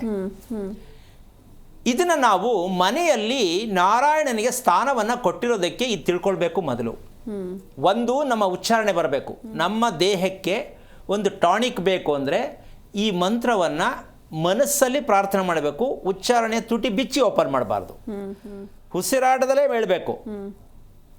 ತುಟಿ ಬಿಚ್ಚಿ ಹೇಳಿದಾಗ ಅದರ ಫಲ ಕಮ್ಮಿ. ಅಂದರೆ ನಮ್ಮ ದೇಹಕ್ಕೆ ಏನು ಬೇಕಾ ಸಿಕ್ಕಲ್ಲ. ಇದರಲ್ಲಿ ವಿಧಾನ ಏನಂದರೆ, ತುಟಿ ಬಿಚ್ಚದೇ ಹೇಳುವ ಮಂತ್ರ ಶ್ರೇಷ್ಠ ಮಂತ್ರ, ತುಟಿ ಬಿಚ್ಚಿ ಹೇಳುವ ಮಂತ್ರ ಶ್ರೇಷ್ಠ ಅಲ್ಲ. ಹೇಳಬಾರ್ದು ಅಂತಿಲ್ಲ. ಆದರೆ ನಮ್ಮ ದೇಹಕ್ಕೆ ಒಂದು ಉಚ್ಚಾರಣೆಯಿಂದ ಒಳಗಡೆ ಮನಸ್ಸಿಗೆ ನಾವು ಸೇರಿಸಿದಾಗ ನಮ್ಮ ಉಸಿರಾಟಕ್ಕೆ ಸೇರುತ್ತದು. ಅದರಿಂದ ನಮ್ಮ ದೇಹಕ್ಕೆ ಒಂದು ಚೈತನ್ಯ ಬರುತ್ತೆ. ಆ ರೀತಿಯಾಗಿ ಓಂ ನಮೋ ನಾರಾಯಣಾಯ 3 ಸಲ ನಾಳೆ ಮಾಡಬೇಕಾಗಿರೋ ಕೆಲಸ, ಅದು ನಿಮಗೆ ಅವಶ್ಯಕತೆ ಅನುಕೂಲತೆ ಇದ್ದರೆ ಇದನ್ನು ಮನೆಯಲ್ಲಿ ಗಂಡ ಹೆಂಡತಿ ಮಾಡಬೇಕಾದ್ರೆ ನಾರಾಯಣ ಲಕ್ಷ್ಮೀನಾರಾಯಣ ಆಗಿರಬೇಕು, ಶಿವಪಾರ್ವತಿ ಆಗಿರಬೇಕು ಅಂತ ಹೇಳ್ದ. ಈಗ ಇದು ಆಗಬೇಕಾ ಬೇಡವಾ? ಆಗಬೇಕು. ಮದುವೆ ಒಂದಿನ ಆಗೋದಲ್ಲ, ಪ್ರತಿದಿನ ಹಾಗೆ ಇರಬೇಕು. ಸುಖವನ್ನು ಬಯಸುವ ದಾಂಪತ್ಯ, ಭೋಗವನ್ನು ಅನುಭವಿಸುವ ದಾಂಪತ್ಯ. ಎಷ್ಟೋ ಜನ ಎಲ್ಲ ಐತೆ, ಪ್ರತಿಯೊಂದೂ ಐತೆ, ಗಂಡ ಒಂದು ಕಡೆ, ಹೆಂಡತಿ ಒಂದು ಕಡೆ, ಯಾವುದೋ ಒಂದು ವಿಷಯದಲ್ಲಿ. ಸೊ ಹೀಗಿರಬೇಕಾದಂಥ ಪರಿಸ್ಥಿತಿ ಯಾಕೆ ಬರ್ತಾ ಇದೆ ಅಂತಕ್ಕಂಥ ಲೆಕ್ಕಾಚಾರಕ್ಕೆ ಬಂದರೆ, ನಿಜವಾಗಿಯೂ ಮನೆಯಲ್ಲಿ ಮಾಡಬೇಕಾಗಿರತಕ್ಕಂಥ ಕೆಲಸ, ಮುಂಭಾಗದಲ್ಲಿ ಇರ್ತಕ್ಕಂತಹ ಬಾಗಿಲು, ಮುಂಬಾಗಿಲು ಪೂರ್ವಕ್ಕೆ ಇರ್ತಕ್ಕಂಥ ಬಾಗಿಲು, ಮನೆಯ ಮಧ್ಯಭಾಗದಲ್ಲಿರ್ತಕ್ಕಂಥದ್ದಕ್ಕೆ ಇಂದ್ರದ್ವಾರ ಅಂತ ಹೇಳ್ತೀವಿ. ಆಯಿತಾ? ಉದಯ ಸೂರ್ಯ ಅಲ್ಲಿ ಬರೋದು, ಮುಳುಗುವ ಸೂರ್ಯ ಪಶ್ಚಿಮದಲ್ಲಿ ವರ್ಣದ್ವಾರ ಅಂತ ಹೇಳ್ತೀವಿ. ಇದು 3 ಸಮಯವನ್ನು ನಾವು ಬಳಸ್ತಾ ಇದ್ದೀವಿ, ಬೆಳಗ್ಗೆ, ಮಧ್ಯಾಹ್ನ, ಸಂಜೆ. ಹಾಗೆ ನಮ್ಮ ಮನೆಯಲ್ಲಿ 3 ಭಾಗ ಬೇಕು. ಬ್ರಹ್ಮ, ವಿಷ್ಣು, ಮಹೇಶ್ವರ ಅಂತ ನಾವು ಹೇಳ್ತೀವಲ್ಲ, ನಮ್ಮ ಮನೆಯವ್ರು ಇದ್ದಾರಾ, ನಾವು ಇಟ್ಕೊಂಡಿದ್ದೀವಾ? ಇದು ಪ್ರಶ್ನೆ. ಅದು ಹೇಗೆ ಅವ್ರನ್ನ ಅಳವಡಿಸ್ಕೊಳ್ಳೋದು ಅಂದರೆ, ಪಶ್ಚಿಮ ದ್ವಾರದಲ್ಲಿರ್ತಕ್ಕಂತಹ ಭಾಗವನ್ನು, ಪೂರ್ವ ಭಾಗದಲ್ಲಿರ್ತಕ್ಕಂಥ ಭಾಗವನ್ನು 2 ಸೇರಿ ಎಷ್ಟು ಅಡಿ ಬರುತ್ತೆ ಅದ್ರ ಮಧ್ಯಭಾಗನೇ ನಾವು ಅತಿ ಮುಖ್ಯವಾಗಿ ತಿಳ್ಕೊಳ್ಬೇಕಾಗಿರ್ತಕ್ಕಂತಹ ಶ್ರೀಮನ್ನಾರಾಯಣ ವಾಸ ಮಾಡ್ತಕ್ಕಂತಹ ಈ ಒಂದು ಕ್ರಮದಲ್ಲಿ ಶ್ರೀಮನ್ನಾರಾಯಣ ಮನೆಯಲ್ಲಿ ಇರ್ತಾರೆ. ಸಮಭಾಗ ಮುಂಬಾಗಿಲು ಹಿಂಬಾಗಿಲಿನ ಮೆಜರ್ಮೆಂಟ್ ಏನಿದೆ ಅದಕ್ಕೆ ಅರ್ಧ ಮಾಡಿದಾಗ ಮನೆ ಕರೆಕ್ಟಾಗಿ ಮಧ್ಯಭಾಗ ಇದ್ದಾಗ ಆ ಮನೆಯಲ್ಲಿ ನೀವು ಮಾಡಬೇಕಾದ ಕೆಲಸ ಏನಪ್ಪ ಅಂದರೆ ಗಂಡ ಹೆಂಡತಿ ಬೇಗ ಬೆಳಗ್ಗೆ ಏಳಬಹುದು. ನೀನು ಹೇಳು ಫಸ್ಟು, ನೀನು ಹೇಳು ಫಸ್ಟು, ನೀನು ಸ್ನಾನ ಮಾಡು, ನೀನು ಪೂಜೆ ಮಾಡು, ಈ ಹೋರಾಟ ನಿಲ್ಲುತ್ತೆ. ಎಷ್ಟು ಮನೆಗಳಲ್ಲಿ ಹೋರಾಟ ಇಲ್ಲಮ್ಮ, ನನ್ನ ಕೈಲಿ ಆಯ್ತಲ್ಲ ಕಣ್ರಿ, ನೀವೇ ಒಂಚೂರು ಸ್ನಾನ ಮಾಡಿ ದೀಪ ಹಚ್ಬಿಡ್ರಿ, ಹೆಂಡ್ತಿ ಗಂಡ್ರಿಗೆ ಹೇಳೋದು. ಇಲ್ಲ ನನ್ನ ಕೈಲಿ ಆಗಲ್ಲ ಕಣೆ, ನಾನು ತುಂಬ ಟೈರ್ಡ್ ಆಗಿಬಿಟ್ಟಿದ್ದೀನಿ, ನೀನೇ ಎದ್ದು ಮಾಡಿಬಿಡು. ಸೊ ಇಲ್ಲಿ ಏನಾಗತ್ತೆ, ಒಂದೇ ಸಲ ಮನೆಯಲ್ಲಿ ಗಂಡ ಹೆಂಡತಿ ಇಬ್ಬರು ಸಿದ್ಧತೆಯಾಗಬೇಕು. ಅದು ಮನೆ ಲಕ್ಷ್ಮೀನಾರಾಯಣ ನಿಲಯ. ವಾದ ವಿವಾದ ನಡೀಬಾರ್ದು. ಅವ್ರು ಇವ್ರು ಮಾತಾಡೋದು, ಇವ್ರಿಗೆ ಅವ್ರು ಮಾತಾಡೋದು, ನೀನು ಬರಬಾರ್ದು. ಹಾಗಿರಬೇಕಾದ್ರೆ ನಿಮ್ಮ ಮನೇಲಿ ಆ ಥರ ಇದೆಯಾ ಸ್ವಲ್ಪ ನೋಡ್ಕೊಳ್ಳಿ. ಅಯ್ಯೋ ಗಂಡನಿಗೆ ಹೇಳಿ ಸಾಕಾಯಿತು ಹೆಂಡ್ತಿಗೆ ನಾನು ಹೇಳಿ ಸಾಕಾಯಿತು ಗಂಡ, ಇದ್ರ ಜೊತೆಗೆ ಮಕ್ಕಳು. ಈ ಹೋರಾಟದ ಮನೆ ಯಾವುದು ಅಂದರೆ ನಿಮ್ಮ ಮನೆಯಲ್ಲಿ ಮನೆಯ ಮಧ್ಯಭಾಗಕ್ಕೆ ಪೂರ್ವ ಪಶ್ಚಿಮದಲ್ಲಿ ದ್ವಾರ ಇಲ್ಲ. ಡಿಸೈಡ್. ಇದನ್ನೇ ದಿಕ್ಕೆಟ್ಟ ಮನೆ. ಇದು ಸಾಧ್ಯ ಇಲ್ಲ. ಏನಪ್ಪ ಅಂದರೆ ನಾವು ಕನ್ಸ್ಟ್ರಕ್ಷನ್ ಮಾಡಿರ್ತಕ್ಕಂಥ ಮನೆ ಬಿಟ್ಟರೆ ಯಾರೂ ಕೂಡ ಈ ರೀತಿಯಾಗಿ ಮನೆ ಬಾಗಿಲನ್ನು ಇಟ್ಟು ಮನೆಯನ್ನು ಕಟ್ಟುವ ವಾಡಿಕೆ ಇಲ್ಲವೂ ಇಲ್ಲ, ಆಗೋದು ಇಲ್ಲ. ನಾವು ಮಾಡಿಸಿರೋ ಮನೆ ಬೇಕಾದ್ರೆ ನೀವು ನೋಡಬಹುದು. ಅದನ್ನು ನಾವು ಸಾಬೀತುಪಡಿಸಿ ತೋರ್ಸೋಕ್ಕೆ ರೆಡಿ ಇದ್ದೀವಿ. ಎಷ್ಟೋ ಸಲ ಚಾನಲ್ ತೋರಿಸಿದ್ದೀನಿ ನಾನು, ಇನ್ನೂ ತೋರಿಸೋಣ ಮುಂದಕ್ಕೆ. ಈ ರೀತಿಯಾಗಿ ದ್ವಾರಗಳನ್ನು ಸರಿಯಾದ ಕ್ರಮದಲ್ಲಿ ಇಡ್ತಕ್ಕಂತಹ ವಿಚಾರ ಯಾವ ಕಾರಣಕ್ಕೂ ಇಲ್ಲ. ಆ ಕಾರಣದಿಂದಾಗಿ ಮನೆ ಹೋರಾಟ. ಇದಕ್ಕೊಂದು ಸಣ್ಣ ಉದಾಹರಣೆ ಕೊಡ್ತೀನಿ. ಮಕ್ಕಳು ಇವಾಗ ಅಮಾವಾಸ್ಯೆ ಹುಡ್ತಾರೆ, ಮಂಗಳವಾರ ಹುಡ್ತಾರೆ, ಶನಿವಾರ ಹುಡ್ತಾರೆ, ರಾತ್ರಿ ಹೊತ್ತು ಹುಡ್ತಾರೆ. ಇದು ಹುಟ್ಟಬಾರ್ದಾಗಿತ್ತು ಅಂತ ಹೇಳ್ತೀವಿ. ಏನು ಮಾಡೋದು ಇವಾಗ? ಅಲ್ವೇನಮ್ಮ? ಈಗ ಹುಟ್ಟಾಯ್ತು, ಸ್ವಾಮಿ ಮಂಗಳವಾರ ಹುಡ್ತೋ, ಮಂಗಳವಾರ ಹುಟ್ಟಬಾರ್ದು ಕಣಮ್ಮ ಅಂತಾರೆ. ಅದಕ್ಕೇನು ಮಾಡಬೇಕು? ಪೂಜೆ ಮಾಡಿಸ್ಬಿಡ್ತಾರೆ. ಅಲ್ಲ, ಇದಕ್ಕೆ ಪರಿಹಾರ ಮಾರ್ಗ ಯಾವುದು? ಕೆಟ್ಟ ಸಮಯದಲ್ಲಿ ರಾಹು ಕಾಲ, ಯಮಗಂಡ ಕಾಲ, ಅಮಾವಾಸ್ಯೆ, ಮಂಗಳವಾರ, ಈ ಥರದ ಕೇಸು ಎಲ್ಲ ಮನೆಗಳಲ್ಲಿ ಇರುತ್ತೆ. ಒಂದು ಮನೇಲಿ ಇಲ್ಲ ಅಂತಿಲ್ಲ. ಶುಕ್ಲ ಪಕ್ಷದಲ್ಲಿ ಹುಟ್ಟಿದ್ರೆ ಅಭಿವೃದ್ಧಿ, ಕೃಷ್ಣ ಪಕ್ಷದಲ್ಲಿ ಹುಟ್ಟಿದ್ರೆ ಪಿತೃಗಳ ಕರ್ಮ, ಡಿವೈಡ್. ಈಗ ಇವರಿಬ್ಬರಿಗೂ ದ್ವಾರ ಮಾಡಬೇಕು ಅಂದರೆ ಪಶ್ಚಿಮ ದ್ವಾರದಲ್ಲಿ ಹಿರಿಯರ ಆಶೀರ್ವಾದ. ಪಶ್ಚಿಮ ದ್ವಾರ ಇದ್ದರೆ ನಿಮ್ಮ ಮನೆಗೆ ವಂಶಸ್ಥರ ಆಶೀರ್ವಾದ ಇರುತ್ತೆ ಅಂತ ಇದ್ದರೆ ಅದು ಹೇಗಿರಬೇಕು, ಎಷ್ಟು ಎತ್ತರದಲ್ಲಿರಬೇಕು, ಎಷ್ಟು ಪ್ರಮಾಣ ಇರಬೇಕು, ಮುಂಭಾಗಲು ಎಷ್ಟಿರಬೇಕು, ಅದರ ಪ್ರಮಾಣ ಎಷ್ಟು, ಇದು ಎತ್ತರ ಎಷ್ಟು, ಅದರ ಎತ್ತರ ಎಷ್ಟು, ಇದರ ಅಗಲ ಎಷ್ಟು, ಇದರ ಮನೆಯ ಭಾಗ ಯಾವುದಿರಬೇಕು, ಇದನ್ನು ತಿಳ್ಕೊಳ್ಳದೆ ದಯವಿಟ್ಟು ಯಾರೂ ಮಾಡೋಕ್ಕೆ ಹೋಗಬೇಡಿ. ಹೇಳಿದ್ದೀನಿ, 3ನೇ ಸಲ ಹೇಳ್ತಾ ಇದ್ದೀನಿ. ಮಾಡಬೇಕು, ತಿಳ್ಕೊಂಡು ಮಾಡಿ. ನಿಮ್ಮ ಪ್ರಯೋಗ ಮಾಡಿಬಿಟ್ಟು ಮತ್ತೆ ಫೋನ್ ಮಾಡಬೇಡಿ, ಗುರುಗಳು ಹೇಳಿದ್ರು ಮಾಡಿದೆ ಹಿಂಗಾಗೋಯ್ತಲ್ಲ ಅಂತ ಮನೇಲಿ ಗಂಡ ಹೆಂಡತಿ ಮತ್ತೆ ಜಗಳ ಜಾಸ್ತಿ ಮಾಡ್ಕೊಂಡು ದುಡ್ಡು ಖರ್ಚು ಮಾಡ್ಕೋಬೇಡಿ. ಆಮೇಲೆ ಏನೇನೋ ನಡೆದೋದ್ರು ಅದಕ್ಕೆ ನೀವೇ ಹೊಣೆ ಆಗ್ತೀರಾ, ನನಗೆ ಗೊತ್ತಿಲ್ಲ. ಯಾಕೆ ಇಷ್ಟು ಸಲ ಹೇಳ್ತಾ ಇದ್ದೀನಿ ಅಂದರೆ ಪ್ರಯೋಗಗಳನ್ನ ದಯವಿಟ್ಟು ಮಾಡಿದ್ದು ನನ್ನ ಕಣ್ಣಲ್ಲಿ ನೋಡಿದ್ದೀನಿ, ಅನುಭವಿಸಿ ಮತ್ತು ನನ್ನೇ ಕರ್ಕೊಂಡೋಗಿ ಡಬಲ್ ದುಡ್ಡು ಕೊಟ್ಟು ನನಗೂ ಚಾರ್ಜ್ ಕೊಟ್ಟು ಯಾವ ಕರ್ಮಾರಿ ಇದು?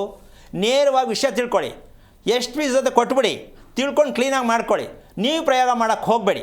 ಪುಸ್ತಕ ಓದಿದೆ ಸ್ವಾಮಿ, ಅದು ಯಾವುದೋ ವಾಸ್ತು ಪುಸ್ತಕ ಇತ್ತು ಸ್ವಾಮಿ, ಅದು ನೋಡ್ಬಿಟ್ಟೆ ಸ್ವಾಮಿ, ಇದೆಲ್ಲ ಕತೆ ಹೇಳಕ್ಕೆ ಹೋಗಬೇಡಿ. ಪುಸ್ತಕ ಬರೆದವರೆಲ್ಲ ತುಂಬ ಎಲ್ಲ ತಿಳ್ಕೊಂಡವ್ರೆ ಅಂತ ನೀವು ತಿಳ್ಕೊಂಡ್ರೆ ಆಮೇಲೆ ಎಲ್ಲ ಕೂತ್ಕೊಂಡು ಮೊಬೈಲಲ್ಲಿ ಈಗೇನು ಬೆಳಗ್ಗೆ ಒತ್ತರ ಸಾಯಂಕಾಲದಂಗೆ ಎಷ್ಟು ಜನ ಬೇಕೆಲ್ಲ ಅವರೇ ನಾನು ಎಕ್ಸ್ಪರ್ಟು ಅಂತಾರೆ ಅಲ್ಲಮ್ಮ. ಸಿಕ್ಕದವ್ರ ವಿಚಾರ ಎಲ್ಲ ಕೇಳ್ಕೊಂಡು ಮನೆ ಕೆಡಿಸ್ಕೊಂಡ್ರೆ ನೀವೇ ಕೆಡೋದು. ಆಮೇಲೆ ಗಂಡ ಹೆಂಡತಿ ಇನ್ನೂ ದೂರ ಆಗೋಯ್ತೀರ.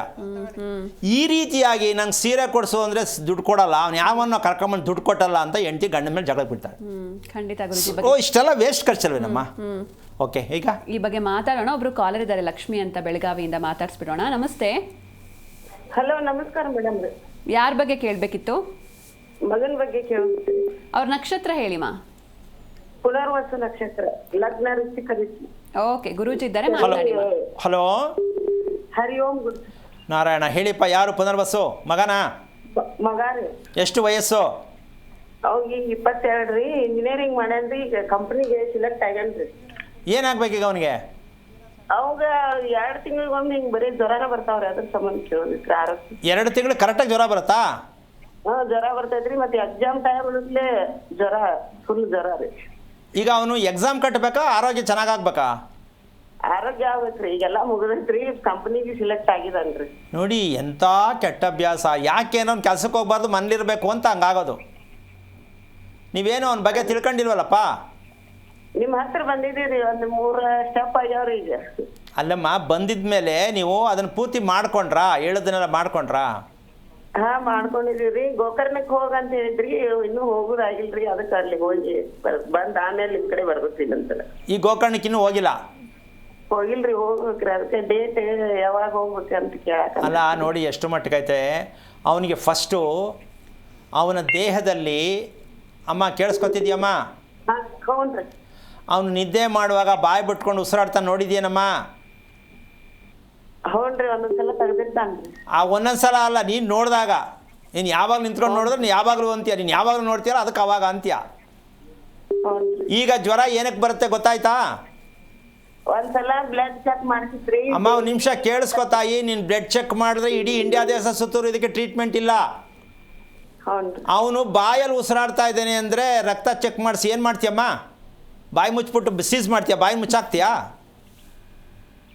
ನಿಮಗೇನು ಕನ್ನಡ ಅರ್ಥ ಆಗಲ್ವಾ? ಬಾಯಿ ಬಿಟ್ಕೊಂಡು ಉಸಿರಾಡ್ತಾ ಇದ್ದಾನೆ, ಮೂಗಲ್ಲಿ ಉಸಿರಾಡಬೇಕು, ಬಾಯಲ್ಲಿ ಉಸಿರಾಡ್ತಾವನೆ.